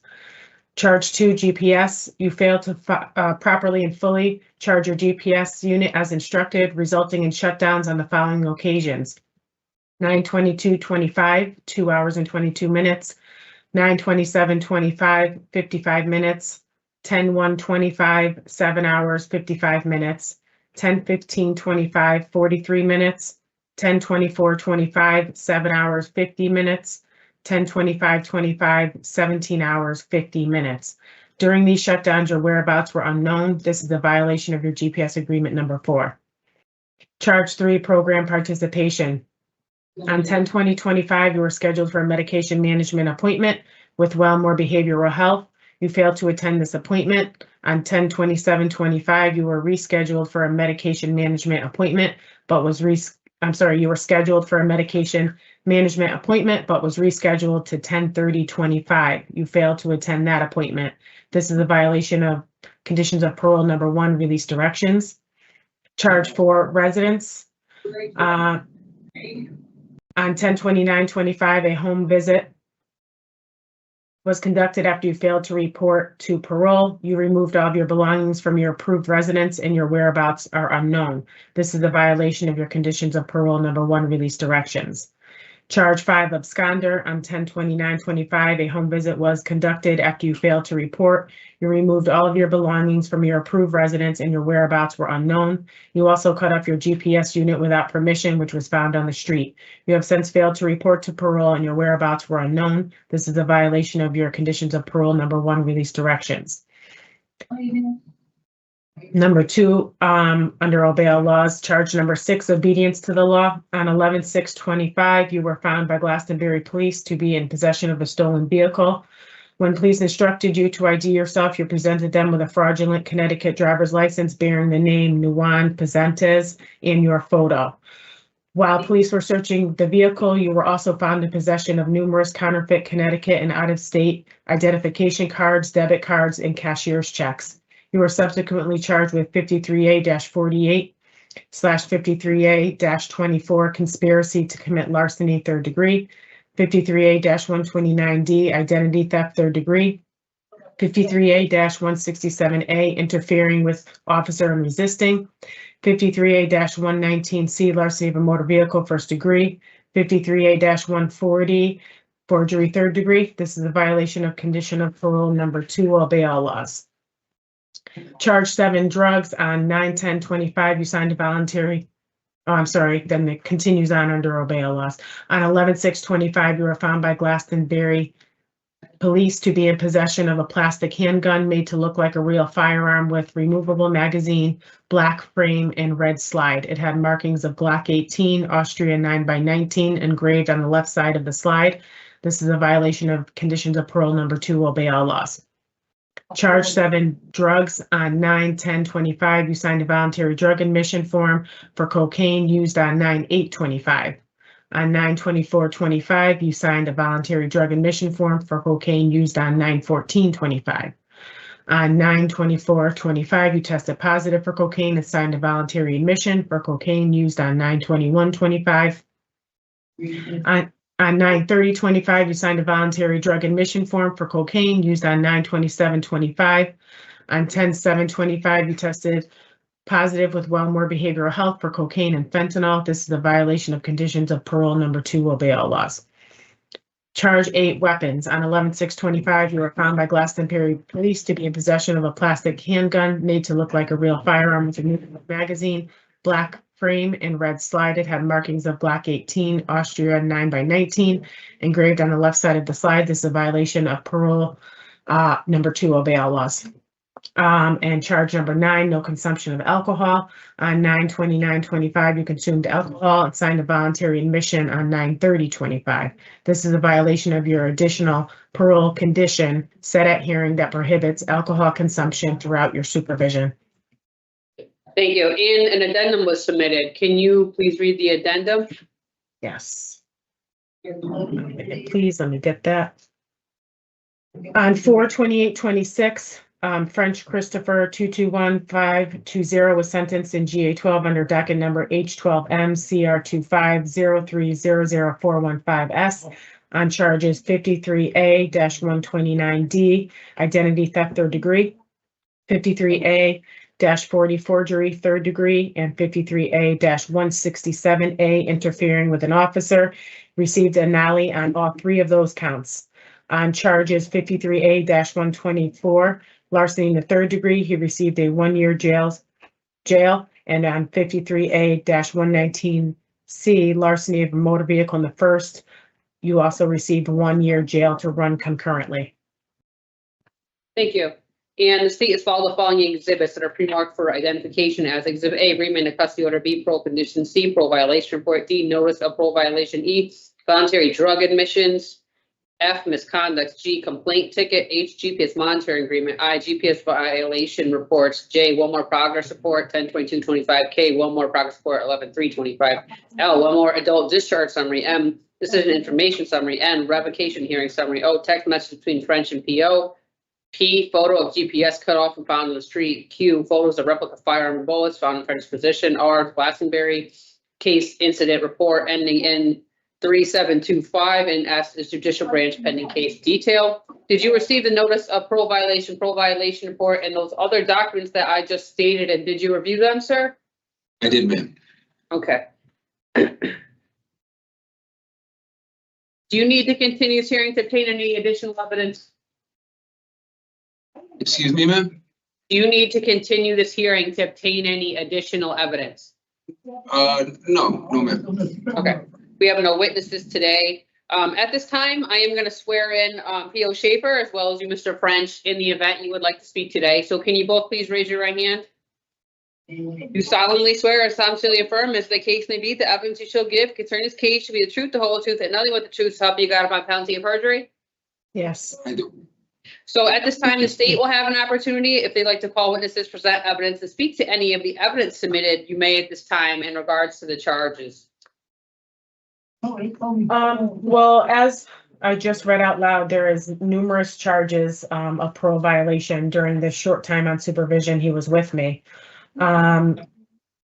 Numerous drug violations and to include voluntary drug admissions for cocaine use, and unfortunately lack of follow through for treatment that was offered to him. Reporting, he failed to report in order to get inpatient treatment that was set up for him, moving his residence without permission, and really just highlighting the amount of violations that I earlier spoke of. I just wanted to highlight all of those. Thank you. Okay, now is your opportunity to respond to parole violation charges against you. Remember that you may remain silent if you so choose. Would you like to testify regarding the charges, sir? Yes, I agree with all of them. I made many mistakes. One of the main mistakes was not getting help and receiving the help that was offered to me by Parole Officer Schaefer. I chose to self-medicate, and before I was able to get my actual medication that I have been diagnosed with, and when the time came, I actually lied to her and said I got it because I was nervous about all my previous violations. My insurance apparently lapsed, which I wasn't aware of, or whatever happened, I didn't have it. And I lied to Parole Officer Schaefer and said that I was taking my medication when I wasn't. Since then, since I've been here, I actually have been with the mental health people for quite a while, like since I've been here. Well, we'll talk about week. that if you want for the second half. I just want to hear anything in regards to the charge at this point. There was one thing I do want to dispute, which was, again, all the violations completely agreed to: drug use, cutting off, absconding, moving my residence, non-report for to be admitted to the foundation. Absolutely. The thing I do not agree with is I was not, even though it was in the vehicle, that whatever the the toy gun or whatever it was, that was not mine. There was also dresses, makeup, toys in the motor vehicle that of course were not mine. There was 3 other people's besides mine, so 4 total people's property in the back of the motor vehicle that were there. So 1 of mine and then 2 other girls and another male's stuff was in the back, again, including makeup, which of course was not mine. Dresses were not mine, and numerous of toys that belonged to one of the gentleman's children that were not mine. So that's the only thing I would like to dispute is the toy gun. That was everything else. I completely agree. You know, I was in violation without, I accept complete responsibility for that. May I say something? Sure.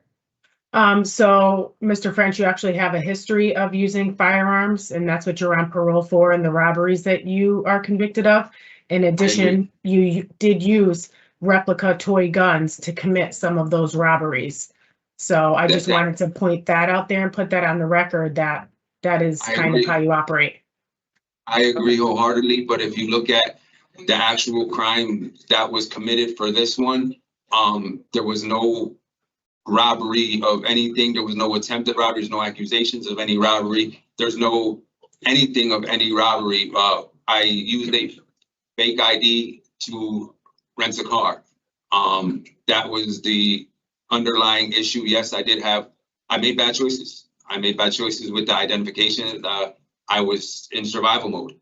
I went into survival mode, and that's what that was. But there was no, by any means, any violence, any attempted anything with any firearms, anything, no accusations of that.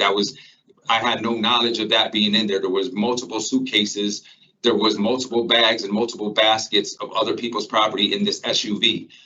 Again, and it was not with my property. It was in somebody else's property. It was not in with my clothes and my sneakers and my belongings. It was in somebody else's thing, apparently, because it was not in mine. So I just would like to, I would like to stand by that it was not in my stuff. Okay. Thank you. So I'm going to be right with you with my findings in regards to the charges. Yes, ma'am.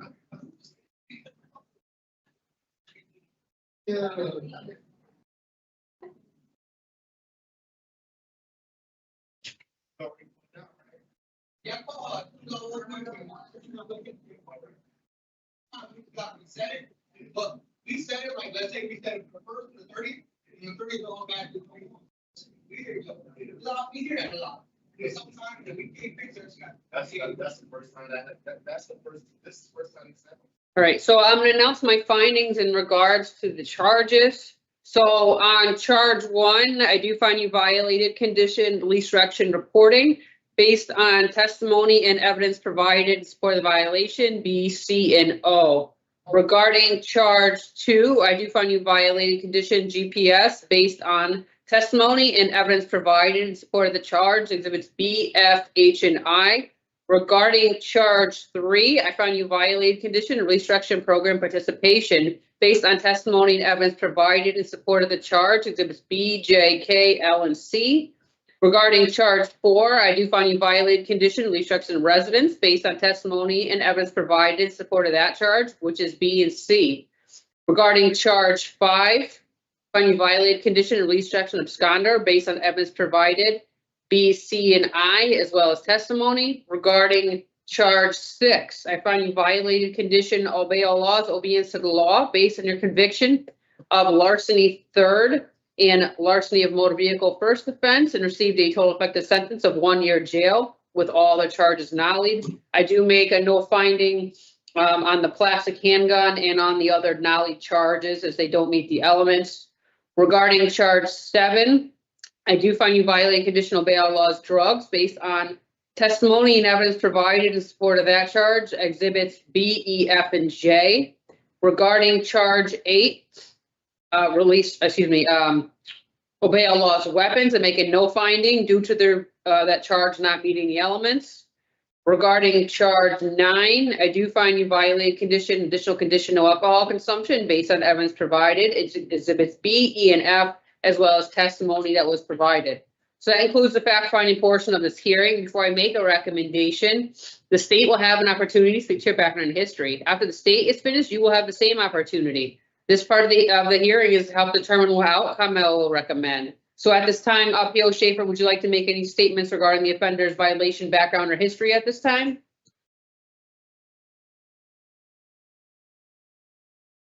I think you're mute. Are you muted?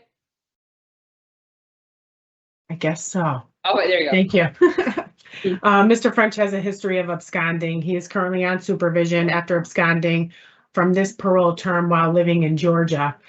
He was in absconder status then from September 17, 24 to 11/25/24 when he was taken into custody in Georgia on new charges. He does have another escape dating back to the 90s. Based on Mr. French's significant substance use history, his absconding history, non-compliance with GPS, and recidivism, it's clear that he doesn't have any ambition to make changes to his risk factors. Based on that, I would recommend at least an 18-month sanction on these charges. Thank you.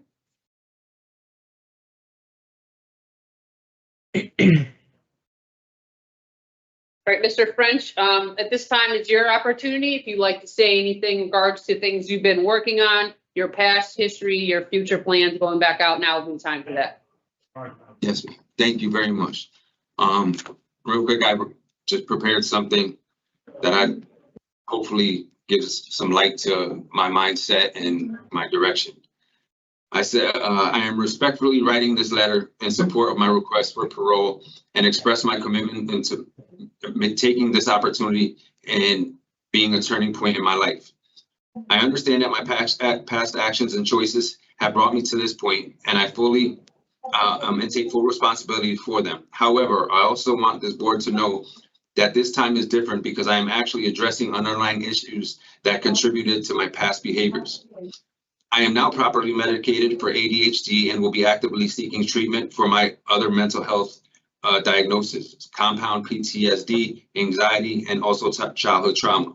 For the first time in a long time, I have a clear understanding of how untreated mental health conditions impact my life-making stability and ability to function in a healthy way. I am committed to continuing treatment, remain compliant with medication, and working closely with mental health professionals to maintain stability and accountability. In addition, I am seeking support of the Scattered Site Program, a housing program which would provide stable structured housing assistance and guidance as I transition back into the community. I understand that the participation to this program requires a referral from parole services or of my officer, and I am respectfully requesting consideration and support for that referral. Having stable housing and structured support will be critical in helping me successfully reintegrate, remain compliant, and avoid returning to the circumstances that contributed to my past mistakes. I do not expect sympathy, but I'm asking for the opportunity to prove that I am capable of living a stable, productive, and law-abiding life. I'm committed to doing the work necessary to rebuild my life responsibly, becoming a positive member of the community. Thank you for your time, consideration, and the opportunity for me to be heard. Thank you very much. Thank you. Go ahead. I would also like to just address one thing with Georgia. I did abscond. I'm not from Georgia. That was absconding, but also I was picked up in I was accused of incident in Georgia, which led me to leave and abscond, which was ultimately thrown out at court. It was dismissed. That was my initial absconding. Later on, after I absconded, because I was on the run, I did make bad choices, and I did again. I was on the run, and I made bad choices, and caught a charge after the absconding. But the original absconding was for a incident that happened in Gwinnett County that was later dismissed because they came to get me for something I did not do. The officer actually took the stand in the probable cause hearing and said that I was not the individual. So that was the reason for the original absconding. After that, absolutely complete responsibility for drug use, non-abiding the law. I definitely did that, and that was after the initial absconding for the case that was initially I was charged with. Okay. So.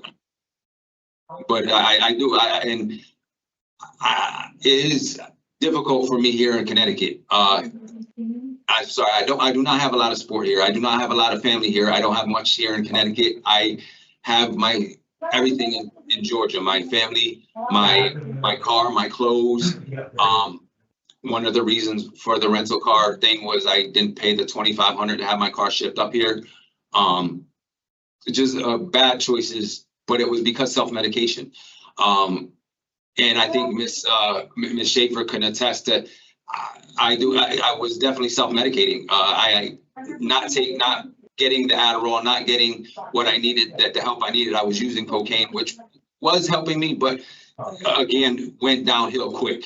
With the drug use, there was no maintaining. It wasn't just I'm medicating to feel okay. It did get abusive. And by the time I actually got the help through Wellmore, the diagnosis through Wellmore Center, I was pretty much off the rails at that point.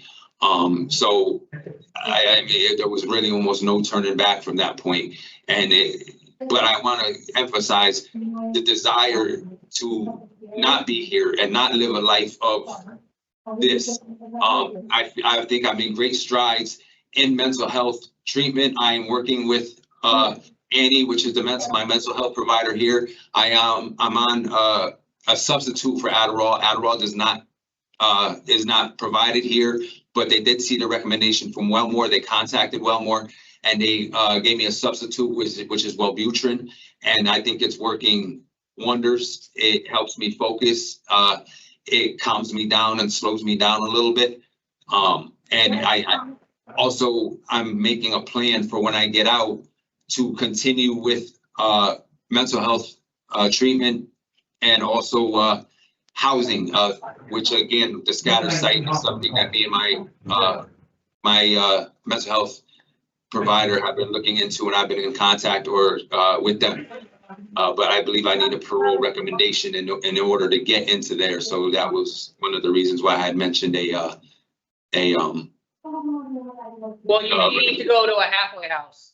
So if you do, because usually how it works is you go to a halfway house first, you do well, then they can bring you to your own residence. So just saying, that's usually, you have to be in the community for a while before you're going to be afforded more opportunities to be on your own. And unfortunately, with your history of absconding and some of these things that you've done so quickly being out in the community, I mean, making sure that you're staying on the right track and you have more structure is probably going to be your best interest as well as paroles. Without question. So if you had to go to a halfway house, what area would you go to? Again, I don't have many people in Connecticut. I'm not, Waterbury was, Ms. Schaefer can attest to the area and the places that were there. They were literally drug havens. And I don't feel comfortable possibly be going back to that area. Well, that's why I'm asking you, what area would you want to go to? Probably, I would say maybe I've never been to Hartford area. I don't know what they offer. Well, just so you know that there's gonna be programming available in all these places, but you're gonna have to learn to deal with it because you're in these cities where it's gonna be in Hartford, it's gonna be in Waterbury, it's gonna be in Bridgeport, it's gonna be, all these areas have their own issues that you're gonna have to deal with, and you're gonna have to learn to effectively manage. So. Yes, and Hartford, you want Hartford? I also say Hartford because the mental health people here have more connections because I believe they're closer to this area. They have closer connections that I could link with the mental health treatment that I think I need when I get out. Okay, so we can do Hartford area, and you're going to continue with mental health treatment. You might want to do dual diagnosis to address your substance abuse and your mental health. I'm sure you've heard of that, and people have discussed that with you. Without question, I definitely need that. That's definitely something, and I'm glad you are currently working on those things inside the facility, because that actually is a great first step. And I'm glad you're accepting responsibility for your actions. I just hope that what you're saying you continue to do in the community eventually when you do get re-released, and that you continue with this while you're in the facility, and that this isn't a short stop before you get out. You want to continue the whole time until you get out, and then continue outside. So I hope that you're doing what you're telling me. I hope that happens. So what about employment? So I was diagnosed and I was down in Georgia with multiple things. So you don't need to put that on the record. But what types of what are you looking for employment? I'm a welder by trade. I was working for Atlantic Gate Company when I was down in Georgia. I was fabricating driveway gates, and I'm pretty skilled with that, and also electroplating. So that is something I can do. Again, the hours would be minimum because I am currently, since June 1st of 2023, I have a lawyer working on disability because of my mental health status. So you're gonna be applying for SSDI? It's already been in progress since June 1st of 2023. And it's a Brock and Stout law firm out of Alabama is the one that's are handling it. So okay. The hours would be minimal, but I would like to make up that free time with mental health, maybe even inpatient, which I'm willing to do. I mean, I realize, like I said in my statement, how much untreated, dealing with that, where it takes me and my decision making and stuff like that. So I would, if I'm not working, I would also like to maybe take place in a significant amount of mental health and do diagnosis treatment as far as whether it be IOPs or whatever it may be, to do that in the meantime. Okay. Are you doing any programming in the facility? I am. I'm going to AA and I'm going to my mental health groups. Okay. Good morning. All right. Is there anything else from either side before I make a recommendation? He did for himself say he would be willing to go to a halfway house, and I would definitely support that because he has little to no supports here in Connecticut.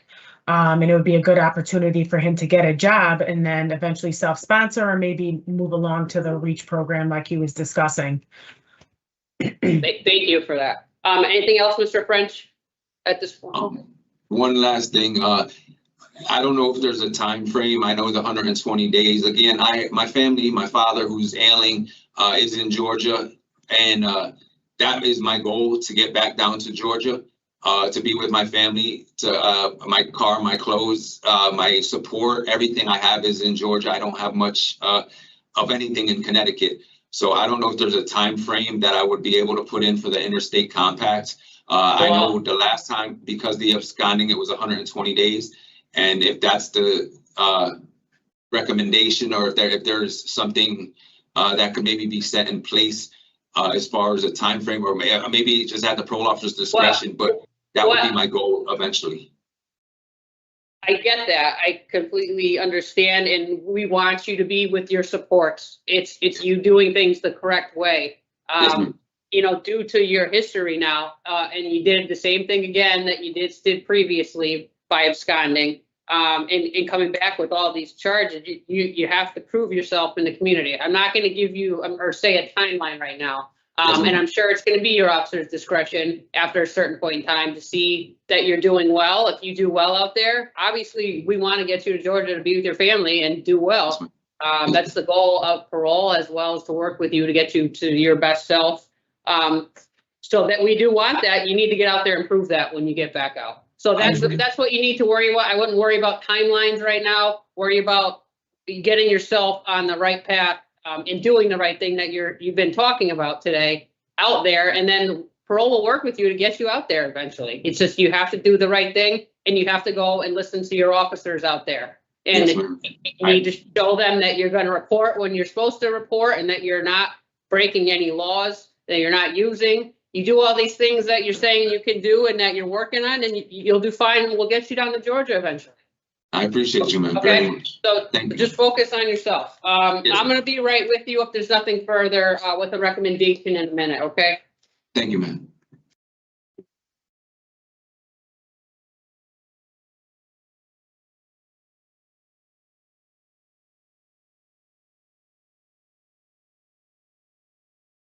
There's a few things I am going to put on the record before I do make my recommendation. I've listened to testimony say, I reviewed all the evidence that was provided by the state. A few things that stand out to me, only in the community about 3.5 months before you were returned to custody. You were arrested and detained by police on November 6th. And then were returned to custody here and brought in on 11/7/25. You did receive the new jail sentence of a concurrent sentence of 1 year jail for the 2 new convictions that you did receive. The EOS date for that 1 year sentence is November 6th of 26. The new PED date, or the new TS date that you did get on that is 5/7/26. That I did want to put on the record. There is a history of absconding, and you do have a prior parole violation on this period of supervision for absconding. You are serving 12 years special parole, and you are on supervision with us till 2037. So there's still a lot of time remaining on this sentence. Your PO is recommended an 18-month incarceration. There are multiple violations that were done in the short period of time, as was stated by the officer today, which is extremely concerning. Based on all this information that I have, I am going to recommend that parole be revoked and that you be re-paroled for February 2027, which is an approximate 15-month period of confinement as a sanction. I recommend the following parole conditions: halfway house placement, no consumption of alcoholic beverages, operation of motor vehicle, a general no contact with Elizabeth Kelly, a mental health evaluation and treatment deemed necessary, and no contact with your co-defendant, Cindy Gavera. My findings go on the parole board June 11th. So the board, as you know, is going to look at this. They're going to make the final decision. So they can lessen the sanction. They can let you out as soon as the board review date of 6/11. Anytime in between the date of 2/8/27 that I recommended, and they can also hold you in longer. Just be aware the board can always revoke your special parole. It doesn't matter how much time you have left. If you continue to prove that you shouldn't be out in the community, they're not going to put you back out into the community again. So I'm trying to give you another opportunity to go back out there and do the right thing. Your head sounds like it's in a totally better space than it had been, and I hope that you continue in that direction. You will get this in writing after June 11th, about a week after that in the mail. You'll get the board's final decision. So you'll get what your re-parole date is if they want to give you one, as well as your conditions. Do you have any questions? I do not, ma'am. Thank you, and thank you, Ms. Schaefer. Thank you. Good luck to you. Thank you very much. Good luck, sir. You're all set. Thank you, P.O. Schaefer. Hope have a good day. You too. Bye-bye. Bye-bye.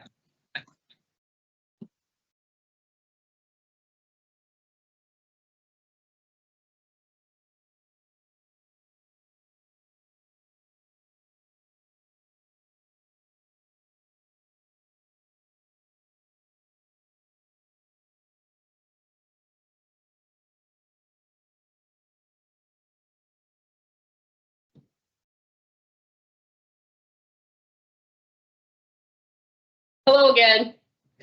Hello. Thank you. Thank you. Hello, Smith, ma'am. How you doing?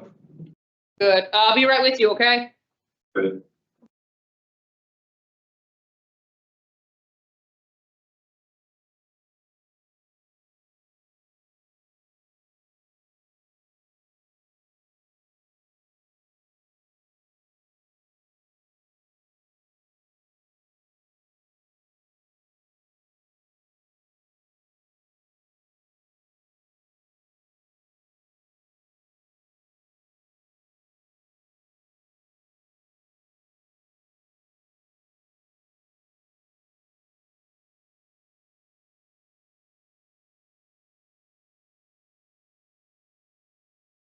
All right, Mr. Smith, we're gonna get started with your revocation hearing.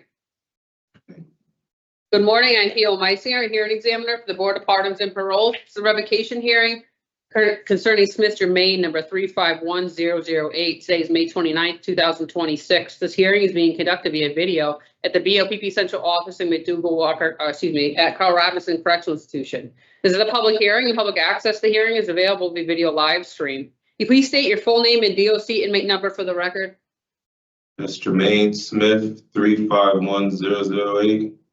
You have counsel here today? Sure, Attorney Alfonso Storico from the Parole Revocation Unit on behalf of Mr. Smith.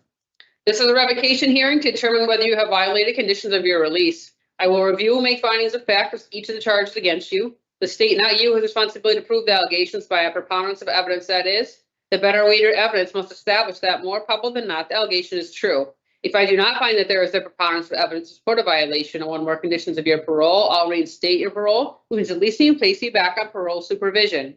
If I find that you have violated one or more conditions of your parole, I will consider whether or not your parole should be revoked.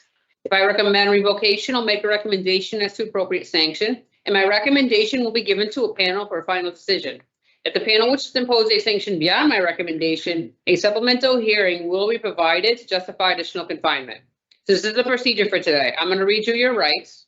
Then we will review the parole violation charge the state your PO is bringing against you. I will review and identify exhibits filed for the record. Counsel will then have an opportunity to present our relevant testimony. After considering all the evidence presented, I'll announce my findings.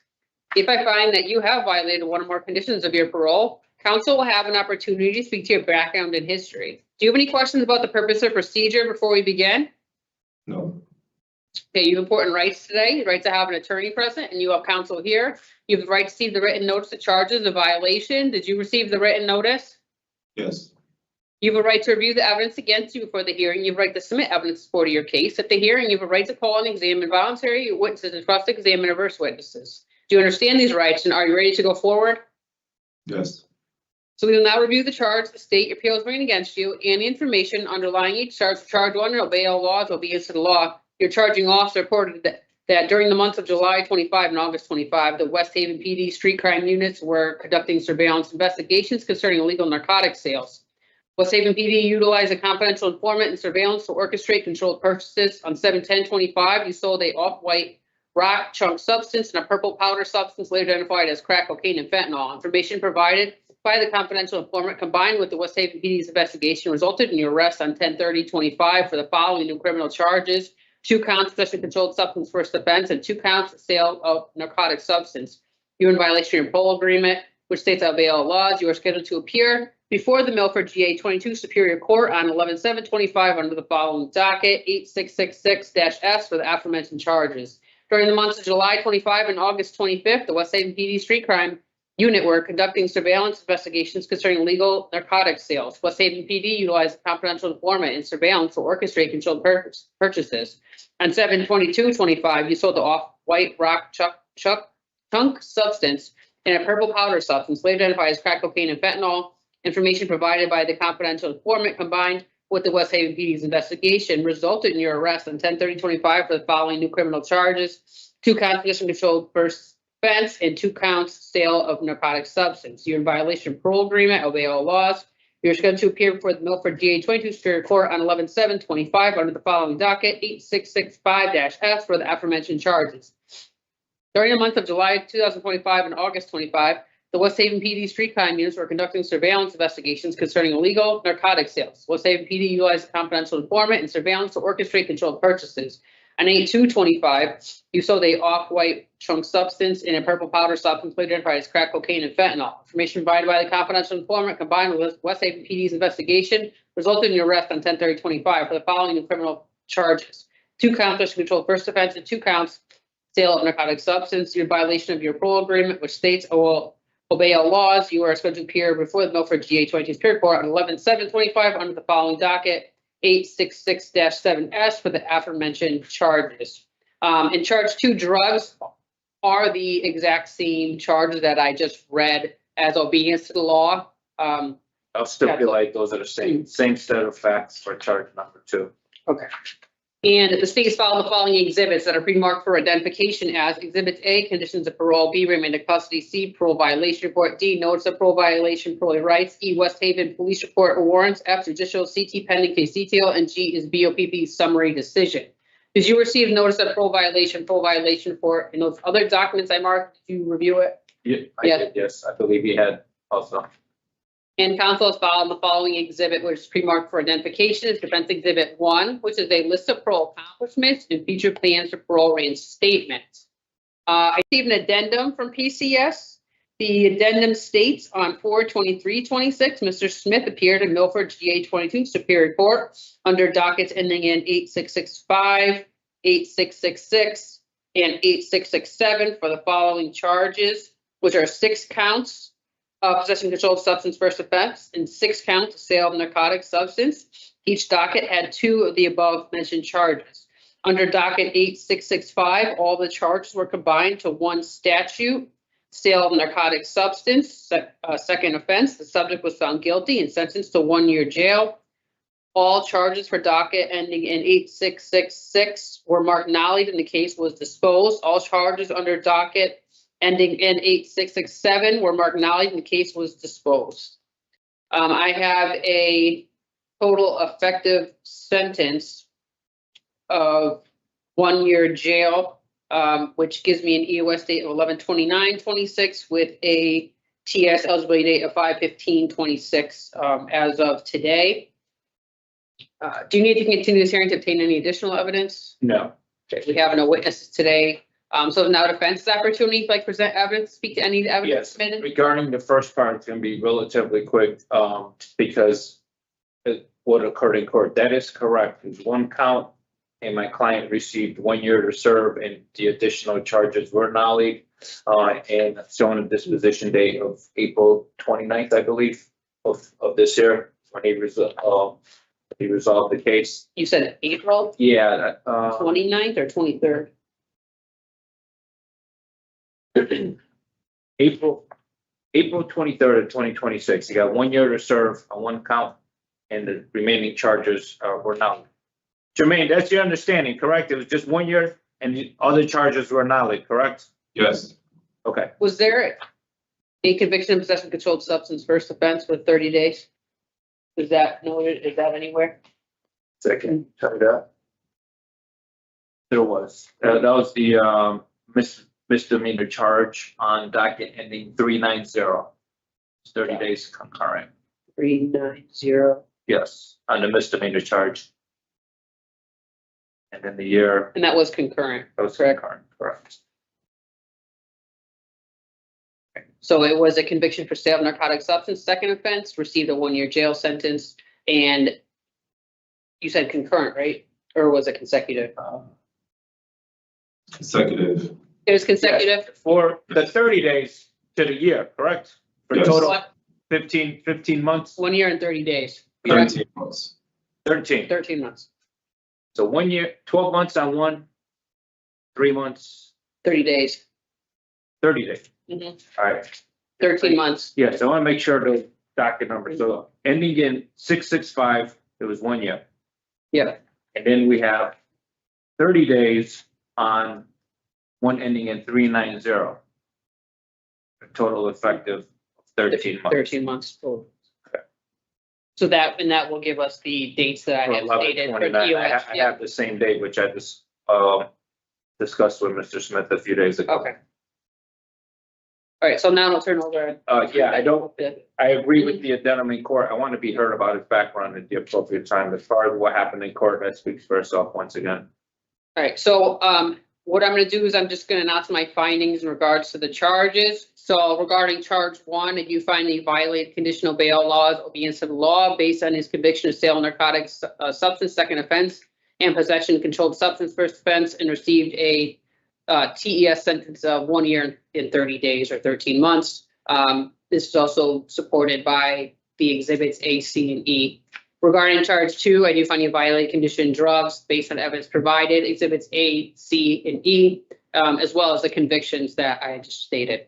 So that includes the fact-finding portion of this hearing. Before I make a recommendation, council will have an opportunity to speak to your background and history. This purpose part of the hearing is to help determine what outcome I will recommend. So if you would like to. Yes, on behalf of Mr. Smith, my client was paroled on March 16th of 2023, not remanded until October 30th of 2025. So he was out for a good stretch of time.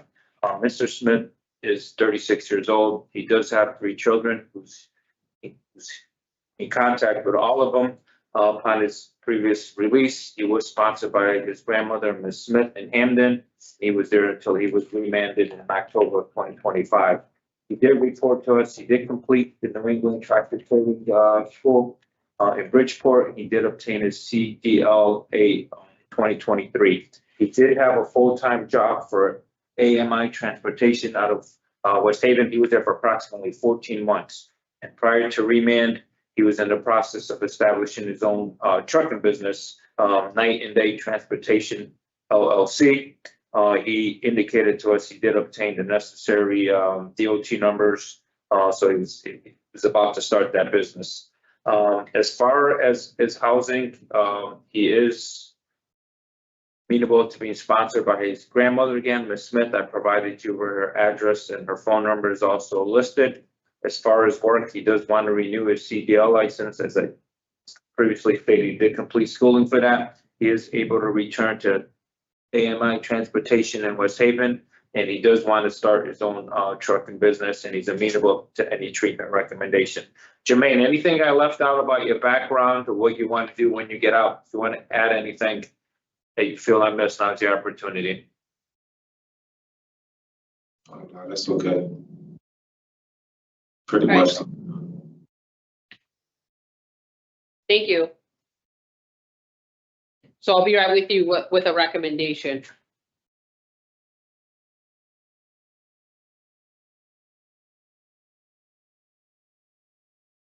There's a few things I'm going to put on the record. I just stated, or as I had just previously stated, the US date 11/29/26 on the new charge with 5/15/26 as the TS eligibility date. You are done with special parole on 10/13/26. You were on parole approximately 2 years and 7.5 months before your return to custody on this term of special parole. You did receive the new convictions, as I had just stated. Your officer's recommending a full revoke of special parole at this time. And it is noted that this is the same behavior as it was your current behavior that you had in the past. So there's a history of that behavior that we have seen for the new conviction. Based on information I have, I'm going to recommend that parole be revoked and that you remain incarcerated until your special parole completion date of 10/13/26, which is approximately 11.5 months sanction. I'm going to send this to the parole board on June 11th. The board's going to make the final decision. So if they want to release you, they may before your EOS date on that new sentence. Well, they would have to before your end of special parole date. They can release you if they would like to. So you're going to get this in the mail about a week after June 11th. And I'll put what the board's decision is. So if the board does want to let you out, it will have a re-parole date in the conditions if they do want to re-release you again. Do you have any questions? Would I be able to like go to a halfway house to like further help me assist with getting back into the community? I mean, I could add halfway house that I can state that you would like to go to one. Are you saying that if they release you, you want to go to a halfway house? I mean, that would help me transition and, further supervise me, make sure I'm, on the right track. I can put that if you'd like that to be your first option of housing. Is that what you'd like? No, I'm saying if it would help me, Help you what? get home sooner than. Well, I think, Jermaine, I know what you're asking. You have to wait to see what the Board of Pardons and Parole does on June 11th. If they hold you till your EOS day on this special parole, which is October 13th, between October 13th and 11/29/26, November 29th, there might be some changes because you're done with this supervision on October 13th. But I can't give you an answer until they meet on June 11th. So if there's a couple of different scenarios. If on June 11th, they say we're adopting the recommendation and they hold you till October 13th on this parole violation, from October 13th to November 29th, and the DOC can release you to halfway house. If they can get you out sooner, they will. If the board holds you until October 30th. So it's about 6 weeks window where you can get out before the 29th. Okay, just wait for the report and everything will be in there. If you have any questions, just give our office a call. All right, thank you. All right. Okay, so you're all set, sir. Have a good day.